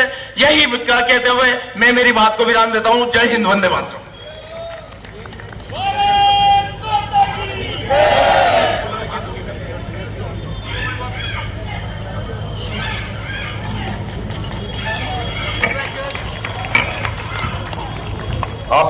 मैं समझ रहा हूं, धूप में बैठे हुए हैं आप लोग, 11 बजे से बैठे हुए हैं और इतना कड़ी धूप है, तो इसलिए मेवाड़ के इस पवित्र धरती पर सर्वप्रथम मैं एकलिंगी का, श्रीनाथ जी का और मैं नमन करता हूं और इस महाराणा प्रताप के पराक्रम के इस शौर्य भूमि को नमन करता हूं। यहां तो सनातन धर्म के रक्षा के लिए बहुत लंबे समय तक स्वयं के लिए कठिन पराक्रम और परिश्रम करते हुए सनातन धर्म के लिए लड़े हैं। ऐसे में राणा कुंजा का भी महाराणा, महानायक, भीला राणा, ऐसे कई महापुरुषों ने त्याग बलिदान किया है। उन सब लोगों को मैं नमन करते हुए आज के इस सभा में उपस्थित जिला अध्यक्ष रविंद्र श्रीमाली जी और हमारे पार्टी के प्रमुख नेता, हमारे प्रखर वक्ता, सिर्फ पॉलिटिकल चीजों में नहीं, हमारे वेद पुराण में भी ध्यान रखते हुए ऐसे श्री सुधांशु त्रिवेदी जी,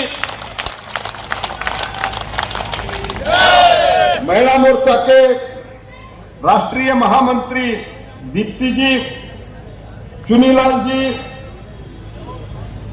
और भारतीय जनता पार्टी का एक विशेषता है, कर्मठ कार्यकर्ता के लिए कई लोग उदाहरण प्रस्तुत करते हैं। ऐसे में एक है हमारे डिप्टी मेयर पारस सिंह जी और प्रमोद जी। इन दोनों लोगों को मैं आभार प्रकट करता हूं, पार्टी के साथ तुरंत जुड़ के काम शुरू किया है। आप सभी को मेरा प्रणाम करता हूं, माफी चाहता हूं क्योंकि इतना धूप में आप सब लोग बैठे हुए 2 घंटे से ज्यादा हो गए, मेरा गला भी ठीक नहीं है और आप धूप में बैठे हुए और सुधांशु जी भी बोलने वाले हैं, इसलिए मैं ज्यादा लंबा नहीं बात करता हूं। मैं इतना ही कहता हूं, यही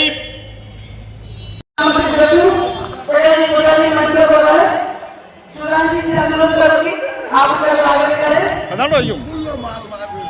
अपने तर्कों से, अपने वाणी से विपक्ष को निरुद्ध करने वाले, और हम जब डिबेट में देखते हैं गौरव वल्लभ जब आता है आपके सामने, वो गौरव वल्लभ भी घबराते हैं। उस डिबेट में 3 बार पानी पीते हमने उनको देखा है। ऐसे होने की वर्षा का 2 ताने के लिए स्वागत करें, अभिनंदन करें।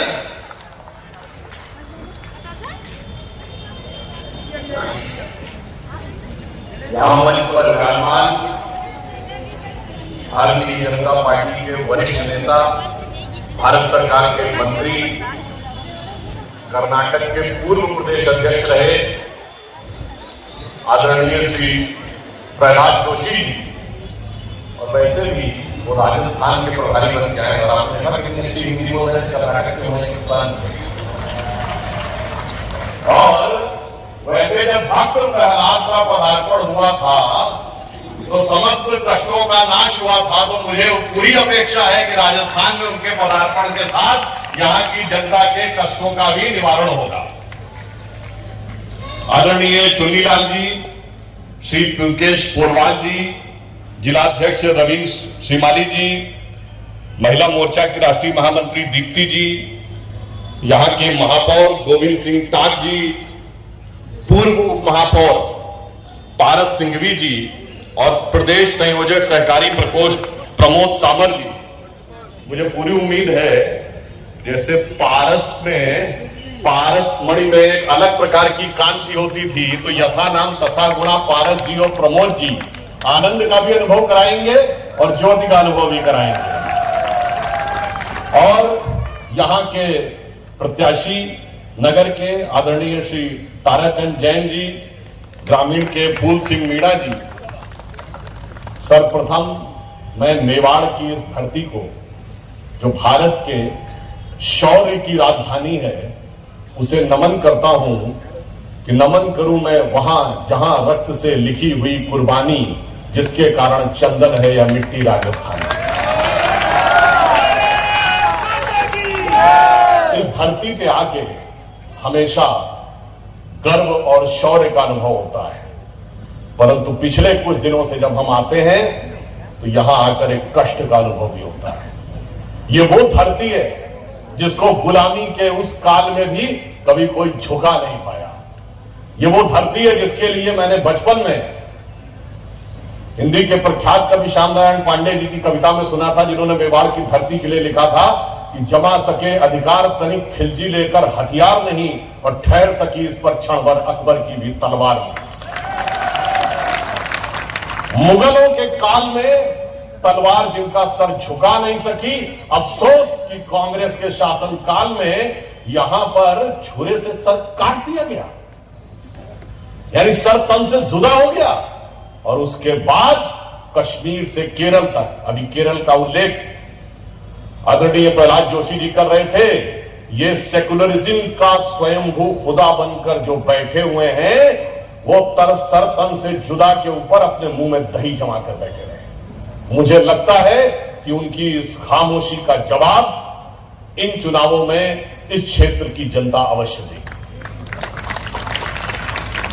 मैं ये भी याद दिलाना चाहता हूं, इस समय अगर आप राजस्थान में देखें तो विगत 5 वर्षों में क्या हुआ, जिसका उल्लेख आदरणीय जोशी जी अभी कर रहे थे। नौजवानों को कहा था कि बेरोजगारी भत्ता देंगे 5,000 रुपया, और मिले क्या? 19 बार पेपर लीक।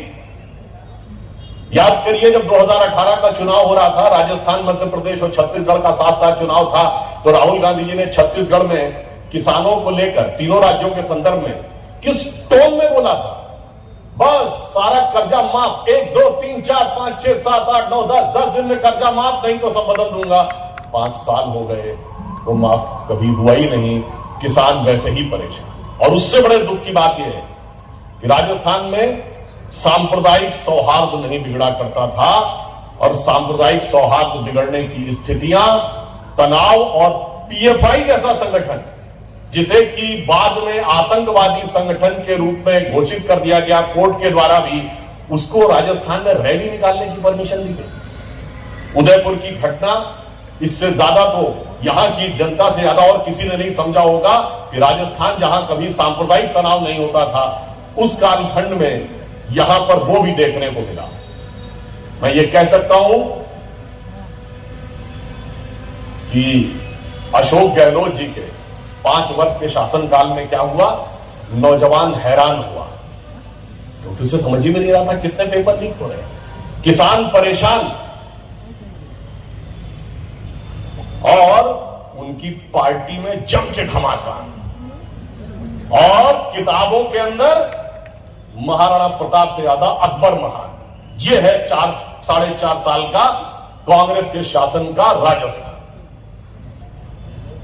अब एक और बात समझिए, यहां शासन प्रशासन से ज्यादा महिलाओं के साथ जो अत्याचार हुआ, अनुसूचित जाति के लोगों के साथ जो अत्याचार हुआ, ये वो धरती है जहां पर आकर हमें किस प्रकार का अनुभव होता था।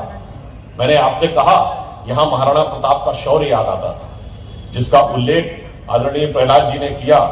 राणा पुंजा भील जी का शौर्य और गरिमा याद आती थी, तो मीराबाई के गीत भी याद आते हैं, तो पन्ना धाय का बलिदान भी याद आता है, भामाशाह का दान भी याद आता है। मगर आज की डेट में अगर राजस्थान में आप देखें तो एक विचित्र प्रदेश बन के आया कांग्रेस के शासनकाल में। ऐसा आपने कोई उदाहरण नहीं देखा होगा कि जिस पार्टी ने जिस व्यक्ति को राष्ट्रीय अध्यक्ष का प्रत्याशी बनाया, वो बागी हो गया, अशोक गहलोत जी। ऐसा उदाहरण भारत की राजनीति में कभी देखा है कि राष्ट्रीय अध्यक्ष बनने वाला व्यक्ति बागी खेमे में आ गया? और इतना ही नहीं, प्रदेश अध्यक्ष डोटासरा जी उनके हुई बागी खेमे में, उनके विधानसभा अध्यक्ष सीपी जोशी जी वो भी बागी खेमे में। और इससे ज्यादा और क्या हो सकता है कि उनके ऑब्जर्वर आए और कहे कि विधायक हमसे मिले नहीं, हम जाके शिकायत करेंगे। और अब तो इस ढंग का वीडियो आया है, मतलब अब देखिए, जो कहते थे कि मोहब्बत की दुकान सजा रहे हैं, क्या गजब का वीडियो आया है। मैं नहीं कह रहा हूं, उस वीडियो में एक कांग्रेस का नेता कह रहा है जो कि अशोक गहलोत जी की जिंदाबाद और राहुल गांधी जी और सोनिया जी की मुर्दाबाद कर रहा है। अब बताइए, कोई बाहर वाले कहने की जरूरत है? एक कहावत होती है ग्रामीण क्षेत्रों में कि मल्लन से मल्ल घनेरे, बाहर ना तो घर में भतेरे। यानी कुश्ती लड़ने के लिए बाहर पहलवानों की जरूरत नहीं, घर में एक दूसरे से कुश्ती लड़ने के लिए तैयार है। अब अगर आप देखें तो हमारी सरकार आने के बाद राजस्थान के अंदर जो बदलाव केंद्र की तरफ से आना था, नेशनल हाईवेज में जितना कार्य किया गया, प्रदेश की सरकारों के द्वारा नहीं हुआ।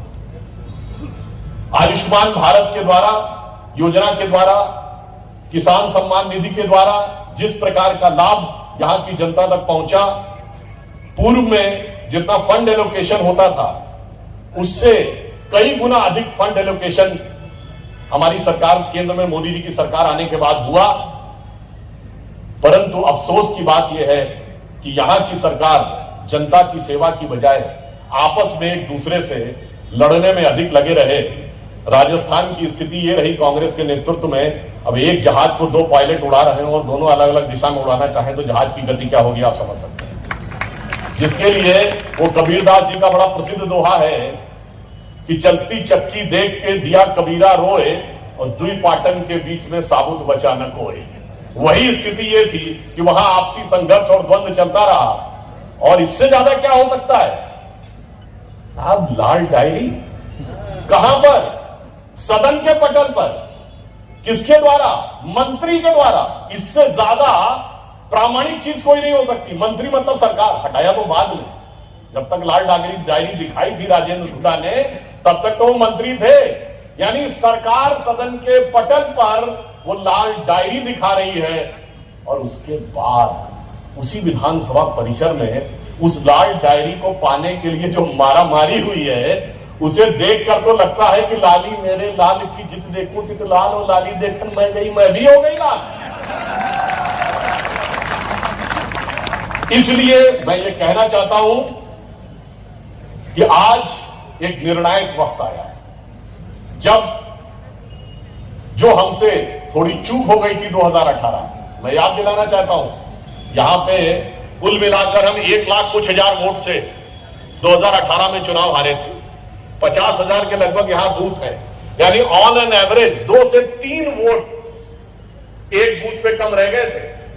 आप सोचिए 2-3 वोट कितना कम नजर आता है, पर वो 2-3 वोटों ने हमारी हार का फासला तय कर दिया था। और राजस्थान वालों को तो बहुत ध्यान रखना चाहिए। याद करिए 2018 के चुनाव में या 13 का चुनाव था, ये जो वर्तमान विधानसभा अध्यक्ष है सीपी जोशी जी, 1 वोट से हारे थे और उनकी पत्नी नहीं गई थी वोट देने। तो बहुत अच्छी तरह याद रखिएगा, परिवार का कोई भी सदस्य हो, पिछली बार 2-3 वोट केवल एक बूथ पे रह गए थे, इस बार उनमें कोई कमी न रहने पाए। और मैं एक बात और कह देना चाहता हूं अधिक समय न लेते हुए, अभी आदरणीय प्रहलाद जोशी जी ने केरल का उल्लेख किया। आज इस देश में कितनी बड़ी चुनौती हो गई है। क्या आप सोचिए, एक अंतरराष्ट्रीय युद्ध हो रहा है, इसको लेकर भारत में क्यों राजनीति हो रही है? अगर इजराइल हमास के बीच में युद्ध हो रहा है, भाई रशिया यूक्रेन में लड़ाई हुई, कभी कांग्रेस वर्किंग कमेटी का प्रस्ताव देखा? कभी प्रियंका गांधी का ट्वीट देखा? कभी सोनिया गांधी जी का आर्टिकल देखा अखबार में? कहे भाई इसी समय क्यों? और उसके बाद हमास के ऊपर मौन धारण कर लेते हैं, मगर मध्य प्रदेश में राम मंदिर के खिलाफ चुनाव आयोग चले जाते हैं। मतलब हमास जैसे आतंकवादी संगठनों के लिए हमदर्दी और राम मंदिर के लिए दिल में बेदर्दी, ये इनकी वास्तविक हकीकत है। और जो उन्होंने बात कही कि एक आतंकवादी संगठन से जुड़ा हुआ व्यक्ति रैली को संबोधित कर देता है और उसके बाद भी सब शांत होकर बैठे हुए हैं, कहीं उसका कोई उल्लेख नहीं कर रहा है, बल्कि वो फिलिस्तीन के पक्ष में कहते हैं कि हम बयान दे रहे हैं। फिलिस्तीन पे भारत सरकार का पक्ष भी बहुत स्पष्ट है, फिलिस्तीन को एक राज्य के रूप में मानते हैं, परंतु शांतिपूर्ण वार्ता के द्वारा इजराइल के साथ सहअस्तित्व के साथ यहां ना शांतिपूर्ण है, ना वार्ता है, ना सह अस्तित्व है, मगर उसके बावजूद हमें तो ऐसा लग रहा है कि इनको सिर्फ मुसलमानों से मतलब नहीं है। हम सारे मुस्लिम समाज की बात नहीं कर रहे हैं। जैसे आपको यहां मार्केट में खड़े हैं, ज्यादा सामान खरीदना तो आप कहते हैं ना होलसेल डीलर को देखो, थोक विक्रेता। तो इनको लगता है कि जो चंद कट्टरपंथी मुस्लिम नेता है ना, वो होलसेल डीलर है वोटों के। तो इस समय वो चंद कट्टरपंथी वोटों को अपने पक्ष में करने के लिए होड़ लगी हुई है सभी विपक्षी दलों में। ये जब अपनी तथाकथित भारत जोड़ो यात्रा निकाले थे तो क्या नारा देते थे? जुड़ेगा भारत, जीतेगा इंडिया। आज तो हमें लग रहा है इनका नारा हो गया, जुड़ेगा कट्टरपंथी, जीतेगा हमास। और एक और षड्यंत्र आप समझिए कि एक समुदाय को तो फिलिस्तीन तक जोड़े रहो और दूसरे समुदाय को उत्तर दक्षिण में तोड़े रहो, तमिल हिंदी में तोड़े रहो, अगड़े पिछड़े में तोड़े रहो। इसका अर्थ यह हुआ कि किस प्रकार की यह एक षड्यंत्र है, इसको आपको समझने का प्रयास करना चाहिए। और मैं अंत में आपसे एक अनुरोध करूंगा कि हमारे दो प्रत्याशी हैं, ताराचंद जी और फूल सिंह जी। आज यहां पे एक विषय और देखिए, कांग्रेस बड़ी गारंटी देती है। अच्छा, मजे की बात यह है कि कोई नई नवेली पार्टी हो, जैसे कुछ आजकल नई नवेली पार्टी आई है ना, नई नवेली अजब अलवेली पार्टी, पर ये तो बहुत पुरानी पार्टी है, पुरानी धुरानी पार्टी है। क्या कर देंगे भैया? आपका तो शासन रहा इस देश में 50-55 साल, और आपका नहीं, आपकी पार्टी का नहीं, आपके बाप दादों का शासन रहा, खानदान का शासन रहा, तब तो कुछ किया नहीं। और आज कहते हम कर देंगे, मतलब इस पे वो कहावत याद आती है कि बाप ना मारी मेड की बिटवा तीरंदाज। अब आके कह रहे हैं कर देंगे। और गारंटीज के विषय में आदरणीय प्रहलाद जी ने बताया कि किस ढंग से कर्नाटक में धोखा दिया, यहां पे राजस्थान में 5,000 रुपए मिले नहीं, ऐसी ऐसी शर्तें लगा दी कि उसके बाद वो कभी पूरा ही ना हो पाए। हाँ, गारंटी इनकी क्या है कि इनकी सत्ता आएगी तो भ्रष्टाचार की गारंटी है, घोटाले की गारंटी है, पेपर लीक की गारंटी है, दंगों की गारंटी है, लॉ एंड ऑर्डर ध्वस्त होने की गारंटी है। ये सारी की सारी गारंटियां इनकी हैं। और उदयपुर में जो कन्हैयालाल जी के साथ घटना हुई, उस ढंग की घटनाओं की भी गारंटी हो सकती है, इससे भी इनकार नहीं किया जा सकता। ये इनकी असली गारंटी है। इसलिए इनके वादे पर तो भरोसा कैसे किया जाए? वो पुराना गीत याद आता है कि कैसे मैं एतबार करूं, तेरे दामन में तेरे सच है कम और झूठ है ज्यादा, वादे पे तेरे मारा गया बंदा में सीधा सादा, वादा तेरा वादा। तो आज स्थिति है। एक और उदाहरण बता दूं, जो गारंटी कहते हैं, हिमाचल प्रदेश में इन्होंने कहा कि हम आते ही पेट्रोल डीजल के दाम कम कर देंगे और ओल्ड पेंशन स्कीम लागू कर देंगे। आते ही क्या किया? पेट्रोल डीजल के दाम 3-3 रुपए बढ़ाने पड़े। क्यों? हमारी सरकार थी, हमें पता था कि 80% सरकार का बजट सिर्फ सैलरी में जा रहा था। जैसे ही आपने वो अपना तथाकथित दावा किया, अब तो सैलरी का बजट रेवेन्यू से ऊपर हो गया, तो फिर दाम बढ़ाने ही पड़े। इसलिए जो कहते हैं उसके ठीक उल्टा करते हैं। हम जो कहते हैं वही करते हैं। नरेंद्र मोदी जी की यही खासियत है कि जो कहा वो करके दिखाया। याद करिए, एक और आपको बात याद दिला दूं कि बालाकोट एयर स्ट्राइक हुई थी, आप सबको याद हो 2019 के चुनाव में। उसके बाद संयोग से मोदी जी की पहली रैली राजस्थान में हुई थी, और उस दिन एक रैली चित्तौड़गढ़ में थी। मैं भी उस समय उस रैली में था। तो मुझे लगता है कि अगर उन्होंने ये वादा किया भारत की तरफ जो आंख उठाएगा उसको हम अच्छी तरीके से सबक सिखा देंगे। एक बार टीवी डिबेट में हमसे बोले एक सज्जन कि भाई अटल जी की तो पॉलिसी ये थी, वो कहते थे कि पड़ोसी हम नहीं बदल सकते, मित्र बदल सकते, पड़ोसी नहीं। अब लगता है मोदी जी की तो नीति बदल गई। मैंने कहा नहीं, मोदी जी बिल्कुल इसी नीति पे कायम है, उसके अगले चरण पे पहुंच गए। अटल जी ने कहा था कि हम दोस्त बदल सकते हैं, पड़ोसी नहीं बदल सकते। मोदी जी ने कहा हम पड़ोसी नहीं बदल सकते हैं, पर पड़ोसी को हैसियत में तो रख सकते हैं। और मैं अंत में आपसे यह भी अनुरोध करना चाहूंगा कि हमारे दोनों प्रत्याशी आदरणीय ताराचंद जैन जी, श्री फूल सिंह मीणा जी, मैं चाहूंगा कि जब अंधेरे के बाद भोर की सुबह होने वाली है तो तारा चमकता दिखाई पड़ता है कि नहीं? और जब तारा चमक जाता है तो फूल खिलता है कि नहीं? तो तारा भी चमकाना है, फूल भी खिलाना है, और जब फूल खिल जाएगा तो मेवाड़ का जो राजकीय चिन्ह था ना सूर्य, वो प्रखरता के साथ भारत के विकास और शौर्य का सूर्य प्रखरता के साथ आता हुआ नजर आएगा। तो मैं अंत में ये कविता की एक पंक्ति कहते हुए आप सबसे निवेदन समाप्त करता हूं। मुझे लगता है कि आपके मेवाड़ क्षेत्र की वो पहाड़ियां जिन पर ऐसा लगता है कि एक एक पेड़ के पत्ते पर वो अमर कहानी लिखी हुई है, लगता है कि यहाँ के पर्वत पथ के ऊपर चेतक की चरण निशानी आज भी है, तो मैं ये कहता हूं कि मौन मौन गिर कहते हिलमिल गाथा वीर जवानों की, एक एक पत्थर कहता है करोड़ कथा बलिदानों की। तरु के पत्ते पत्ते पर अंकित राणा की अमर कहानी है, मिटी नहीं पर्वत पथ से चेतक की चरण निशानी है। जयमल ने जीवन दान दिया, फतेह ने अर्पण प्राण किया, कल्ला ने इसकी रक्षा में अपना सब कुछ कुर्बान किया। सांगा के 80 घाव लगे, मरहम पट्टी थी आंखों पर, फिर भी उसकी 80 बिजली सी फिर गई छपा छप लाखों पर। अब भी करुणा की करुण कथा हम सबको याद जवानी है, राणा तू इसकी रक्षा कर, ये सिंहासन अभिमानी है, ये सिंहासन अभिमानी है। तो आप सब इस स्वाभिमान की रक्षा करने के लिए प्रवृत्त होंगे और उसे अंतिम मुकाम तक पहुंचाएंगे, कहते हुए अपना निवेदन समाप्त करते हैं।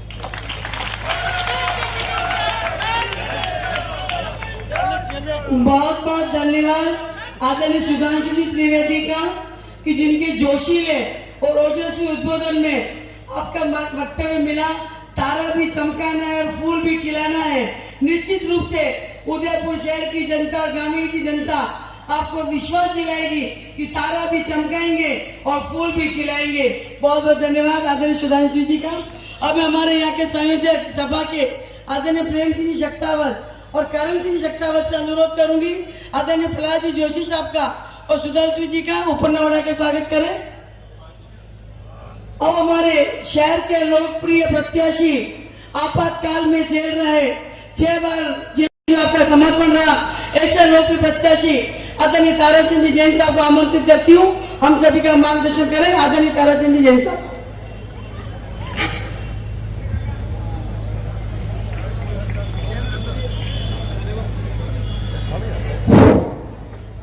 केंद्र सरकार के अंदर सरकार के सशक्त चाहकर आदरणीय प्रहलाद जी जोशी साहब, मीडिया के शिखर पुरुष आदरणीय सुधांशु त्रिवेदी साहब, और आज हमारे बीच दिल्ली से 3 हस्तियां, प्रहलाद अपने विष्णु जी मित्तल साहब, बहन दीप्ति जी, संतोष जी, और मंच पर पार्टी के जिलाध्यक्ष आदरणीय रविंद्र जी श्रीमाली साहब।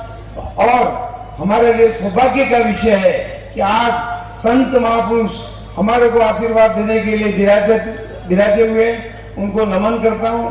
आज इस उदयपुर की सबसे क्षत्रिय समाज की हस्ती, इस समाज सृष्टि आदरणीय वांसी साहब विराजमान है, आदरणीय हमारे पार्टी के वरिष्ठ बंसीलाल जी खटीक प्रभारी, दिनेश जी भट्ट साहब, रतन जी डांगी, पारस जी सिंघवी साहब, प्रमोद जी सावर, किरण जी, और जितने बैठे हुए हैं, जिनके साथ मैंने वर्षों तक पार्टी के अंदर साथ मिलकर काम किया है, और सामने बैठे हुए सैकड़ों नहीं हजारों की संख्या में कार्यकर्ता जिनके साथ मैंने जीवन भर काम किया, ऐसे सभी कार्यकर्ता बंधुओं, आज हमारा सौभाग्य है कि आज इतनी बड़ी हस्तियां हमारे बीच पहुंची है।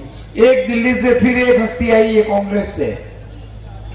ताज्जुब होगा इन दोनों के सोच में, पार्टी के सोच में, कि ये तो पार्टी को जिताने के लिए पांचों ही जिनके मैंने नाम लिए, दीप्ति जी पिछले 15-20 दिन से यहाँ हैं, विष्णु जी पिछले 15-20 दिन से हैं, संतोष जी वो भी कई दिनों से हैं, आदरणीय इतनी बड़ी हस्ती अपने सुधांशु जी और प्रहलाद जी जोशी वो पार्टी को जिताने के लिए आए हुए हैं। और दूसरी ओर कांग्रेस से भी एक आए, वो इस उदयपुर की कांग्रेस पार्टी के कार्यकर्ताओं का हक मारने के लिए आए हैं। दोनों में मूल अंतर देखिए आप। आज वो समय हम भूले नहीं है कि जब राजस्थान के अंदर पिछली बार सरकार कांग्रेस की आई थी, भाई साहब मात्र 1.5 लाख के वोटों से गई। झूठे जब सब एजेंसियां ये बोलने लगी कि मात्र 80-90 सीटें बीजेपी की है, 80-90 सीटें कांग्रेस की है, तो राहुल गांधी आए और जयपुर के अंदर का उस दिन का अखबार निकाल के तो कहा कि 1, 2, 3, 4, 9, 10 कर दो माफ, बिजली 5 हॉर्स पावर तक फ्री, किसान 3500 रुपया का बेरोजगारी भत्ता देंगे। एक भी वादा आज तक किया नहीं, वो सारे वादे अधूरे, फिर झूठे वादे किए हैं। ये सरकार निश्चित रूप से ये राजस्थान की जनता मन बना चुकी है कि इस राजस्थान से कांग्रेस को विदा करना है। आप देख रहे होंगे कि आज से 3 महीने पहले कहते थे कि 100 सीटें हैं, लेकिन अब धीरे धीरे घट के किनारे पे आ गए, 50 से नीचे पर जाएंगे। मैं तो आप सभी कार्यकर्ताओं से आग्रह करता हूँ, मैंने वर्षों तक जितनी इस कार्यकर्ताओं की फौज है उनके साथ जीवन के वर्षों तक काम किया है। मैं और फूल सिंह जी दोनों आपके साथी हैं। सभी कार्यकर्ता ऐसा मान के चले कि न फूल सिंह जी मीणा और ताराचंद जैन बनकर आप सभी कार्यकर्ता भारतीय जनता पार्टी को जिताकर इस उदयपुर की जनता का आशीर्वाद प्राप्त करें। धन्यवाद। जय भारत जय। प्रत्येक मतदाता अपने आप को फूल सिंह मीणा और ताराचंद जी जैन समझकर कार्य करें, ऐसे विचार व्यक्त किए आदरणीय ताराचंद जी जैन साहब ने। हमने 2 बार जिन्होंने राजस्थान के अंदर नेतृत्व किया, ग्रामीण सभा के प्रत्येक व्यक्ति के दिलों की धड़कन फूल सिंह जी मीणा साहब से अनुरोध करूंगी, सभी का मार्गदर्शन करें। आदरणीय फूल सिंह जी मीणा साहब।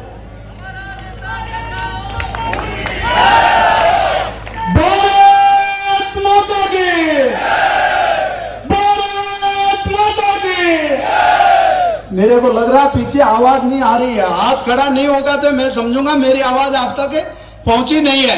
और दिल्ली से हमारे जोशी साहब और सुधांशु जी त्रिवेदी साहब और हमारे दोनों विधानसभा के प्रवासी संयोजक और सारे यहाँ मंच पर बैठे हैं, जो अतिथि भी है और हमारी यहाँ पर भागदौड़ संभालने वाले प्रभारी और सहप्रभारी और सम्मानित दावेदार भी थे, वो भी यहाँ पर बैठे हैं। उन्होंने वास्तव में जैसे कमल का फूल जिसको मिला उसके साथ में लगकर आज हजारों की संख्या में कार्यकर्ताओं ने जो नामांकन प्रक्रिया में भाग लिया, तो जयकारा ऐसा होना चाहिए जो वास्तव में हमारे यहाँ उदयपुर की आवाज राजस्थान में अशोक गहलोत जी को मिल जाए कि उदयपुर शहर और उदयपुर ग्रामीण की जनता कमर कसकर बैठ गई है और जब तक ये कांग्रेस का काला राज को काट कर नहीं फेंकेगी तब तक हम दम नहीं लेंगे। तो जयकारा बताएगा दोनों हाथ खड़े करके, भारत माता की, भारत माता की, भाजपा जिंदाबाद, भाजपा जिंदाबाद, वंदे मातरम, जय श्री राम, वंदे वंदे। बहुत बहुत धन्यवाद हमारे जिला अध्यक्ष जी के नेतृत्व में, जो वास्तव में यही कार्यकर्ता और यही आम जनता हमारे लगातार गुलाब जी भाई साहब को जिताते आ रहे थे, मगर 2013 के अंदर आपने भारी मतों से जिताकर 2018 में भी जिताया, जो वास्तव में 70 साल का रिकॉर्ड तोड़ दिया। एक भी विधायक दोबारा नहीं जीता, मगर ये कार्यकर्ता और संगठन की बदौलत, जनता ने जो आशीर्वाद दिया उसी की बदौलत 2 बार लगातार जिताया और तीसरी बार भी हजारों की संख्या में 4 घंटे से आप धूप में बैठकर वास्तव में इस भारतीय जनता पार्टी का समर्थन करने के लिए आम जनता और एक एक कार्यकर्ता यहाँ पर विराजे हैं। मैं आपके सामने आपके लिए यही कहूंगा कि मंच पर जो विराजे हमारे दिल्ली से, जो हमारा केंद्रीय नेतृत्व है जो यहाँ आया है, मैं ज्यादा नहीं कहूंगा, ये आपको कहना है, इनको आश्वासन दिलाना है कि पहले भी हम जीते हैं, आगे भी हम जिताएंगे और 2023 में रिकॉर्ड तोड़ मतों से दोनों सीट जिताकर सरकार को उतार कर फेंक के और भारतीय जनता पार्टी की सरकार बनाएंगे कि नहीं? बहुत देर हो गई है, मैं ज्यादा नहीं बोलूंगा। मैं तो यही कहना चाहता हूं कि आपकी तपस्या और आपका कर्मठता और जुझारूपन इस कांग्रेस का काला राज के बारे में मेरे पहले वक्ताओं ने सारी बात कह दी। 5 साल के अंदर 5 वक्तों में इन्होंने अपनी सरकार बचाने के लिए जो सभी विधायक को लेकर बैठे थे, कोरोना काल में भी कोई सुध नहीं ली। हमारे जिला अध्यक्ष जी के नेतृत्व में गुलाब जी भाई साहब ने यह कहा था कि कोरोना काल में हमारा कोई भी अगर कोई मरीज है तो उससे भेदभाव नहीं करके उसकी सेवा करो। और हमारे कार्यकर्ता, चाहे मंडल अध्यक्ष हो, चाहे हमारा एक कार्यकर्ता, इस कोरोना काल में जनता की जो सेवा की, उसी की बदौलत हमें लगातार इस जनता के बीच में रहे। और अब आप दोनों विधानसभा को जो वास्तव में ये रेला आया है और 4 घंटे तक आपने यहाँ पर धूप में 5 साल जो आपने इस कांग्रेस का काला राज का जो अपन ने हर्ष देखा है, वास्तव में आपने 4 घंटा धूप में रहकर ये बता दिया है कि आने वाली 2023 में इस कांग्रेस का काला राज को उखाड़ कर फेंकेंगे कि नहीं? हमारे नेतृत्व को आप बता दो, दिल्ली के अंदर ये जाकर ये कह सकते हैं कि आम जनता और कार्यकर्ता 2023 के अंदर शहर विधानसभा और ग्रामीण विधानसभा भारी हजारों वोटों से जिताकर हमारा कमल को खिलाएंगे। दोनों हाथ खड़ा करके भारत माता की जय बोलेंगे और ये बता देंगे कि हम भारी मतों से जिताएंगे। भारत माता की, भारत माता की। आम जनता और कार्यकर्ताओं के चरणों में नमन। बहुत बहुत धन्यवाद। कुशासन, भ्रष्टाचार और जंगल राज वाली सरकार को उखाड़ कर फेंकेंगे, ऐसे विचार व्यक्त किए। आभार के लिए आमंत्रित करती हूँ तक्कर सिंह जी शक्तावत बधाने और आभार ज्ञापित करते हैं। उसके बाद सभी जिला पदाधिकारी, मंडल अध्यक्ष और मोर्चा अध्यक्ष स्वागत करेंगे। उदयपुर शहर व ग्रामीण विधानसभा के आज के नामांकन कार्यक्रम में पधारे हुए हमारे इस कार्यक्रम के मुख्य अतिथि, हमारे कैबिनेट मंत्री, राजस्थान के चुनाव के प्रभारी परम श्रद्धेय प्रहलाद जी जोशी साहब, हमारे मुख्य अतिथि राज्यसभा के सांसद और हम सबके वास्तव में लाडले परम श्रद्धेय सुधांशु जी त्रिवेदी साहब और हमारे उदयपुर शहर के रेगुलर 6 महीने से कमान संभाली हुई महिला मोर्चा की राष्ट्रीय महामंत्री आदरणीय दीप्ति जी, हमारे दोनों प्रवासी प्रभारी आदरणीय विष्णु जी, आदरणीय संतोष जी, हमारे भारतीय जनता पार्टी के लोकप्रिय जिला अध्यक्ष आदरणीय रविंद्र सीमाली साहब, दोनों प्रत्याशी परम श्रद्धेय ताराचंद जी जैन साहब, परम श्रद्धेय फूल सिंह जी मीणा साहब और मंच पर विराजमान पार्टी के सारे वरिष्ठ नेतागण और दोनों विधानसभा के गांव-गांव और दानी-दानी से बदले हुए सभी पार्टी के वरिष्ठ जनता जनार्दन, माता बहनों, मैं आप सबका हार्दिक स्वागत और अभिनंदन करना चाहूंगा कि वास्तव में आपने कड़ी धूप में बैठकर भारतीय जनता पार्टी ने दोनों प्रत्याशियों को आशीर्वाद दिया और ये कहना चाहूंगा कि इंद्र भगवान ने हम सबके पर अभी आशीर्वाद दिया और छाया की। एक बार पुनः मैं आप सबका बहुत बहुत आभार व्यक्त करना चाहूंगा। भारत माता की। एक बार कांग्रेस के कुंभकर्ण की सरकार को आप उन उनको नींद से जगा दे और हुकार करके यहाँ से जाए। भारत माता की भाजपा जिंदाबाद, कहना मान ले, कहना मान ले। धन्यवाद। सभी इतनी संख्या में पधारे, आप सबका भारतीय जनता पार्टी की ओर से मैं बहुत बहुत स्वागत और अभिनंदन करता हूं और धन्यवाद ज्ञापित करता हूं कि इतनी गर्मी में आपने जो व्यवस्था बनाए रखी और हमसे जो कई कमी खामी रही होगी उसके लिए हम माफी चाहते हैं। आप सबका हृदय की गहराई से बहुत बहुत धन्यवाद ज्ञापित करते हैं। बहुत बहुत धन्यवाद और इसी तरह आप आगे भी कार्यक्रम को सफल बनाने में अपना सहयोग प्रदान करें। जय हिंद, जय भारत। वैसा विधानसभा 2023 में क्या कुछ भारतीय जनता पार्टी 2023 में भारतीय जनता पार्टी सरकार बनाएगी। हमारे दोनों प्रत्याशी यहाँ से जीतेंगे थम्पिंग वोट से।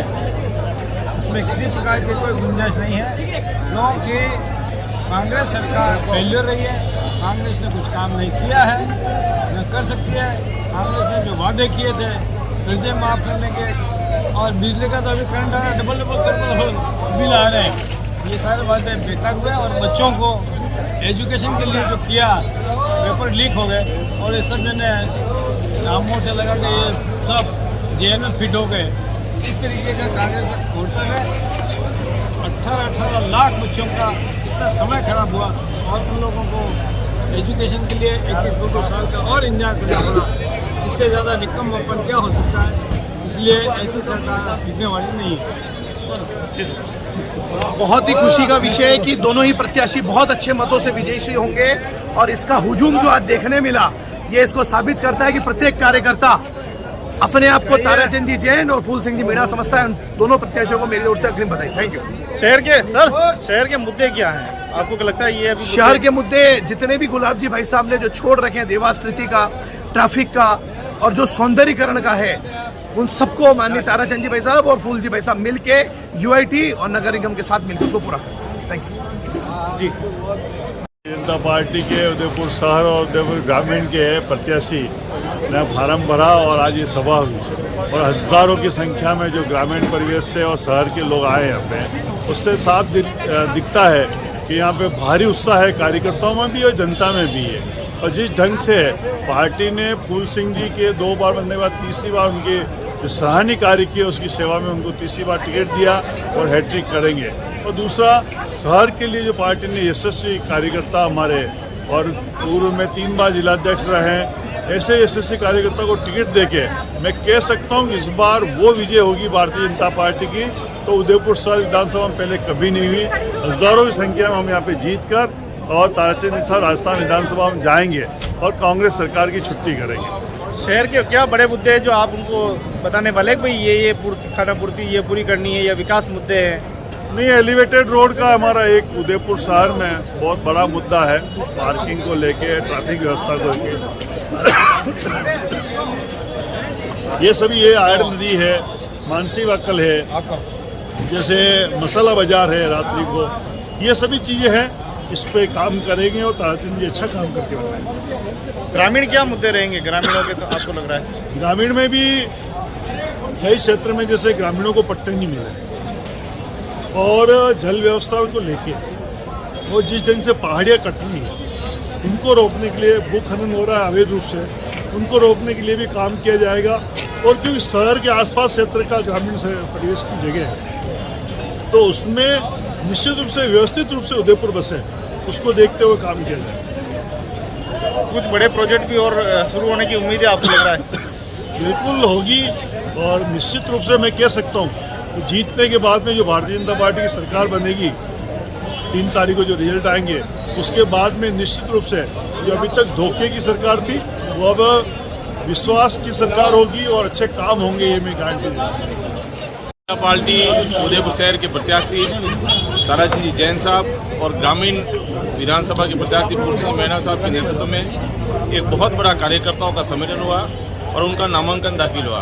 और अनेक वक्ता ने जो राजस्थान सरकार के बारे में जो विफलता है, चाहे किसानों की कर्ज माफी की बात उन्होंने कही हो युवाओं के रोजगार के बारे में उन्होंने बात कही हो, वो सारे और कानून व्यवस्था राजस्थान में चौपट हुई, उन सबको लेकर भारतीय जनता पार्टी कार्यकर्ता बहुत आक्रोश है। केंद्र सरकार के नरेंद्र मोदी की उपलब्धि है, उन उपलब्धि को आम जन तक पहुँचाने का काम भारतीय जनता पार्टी का प्रत्येक कार्यकर्ता करेंगे।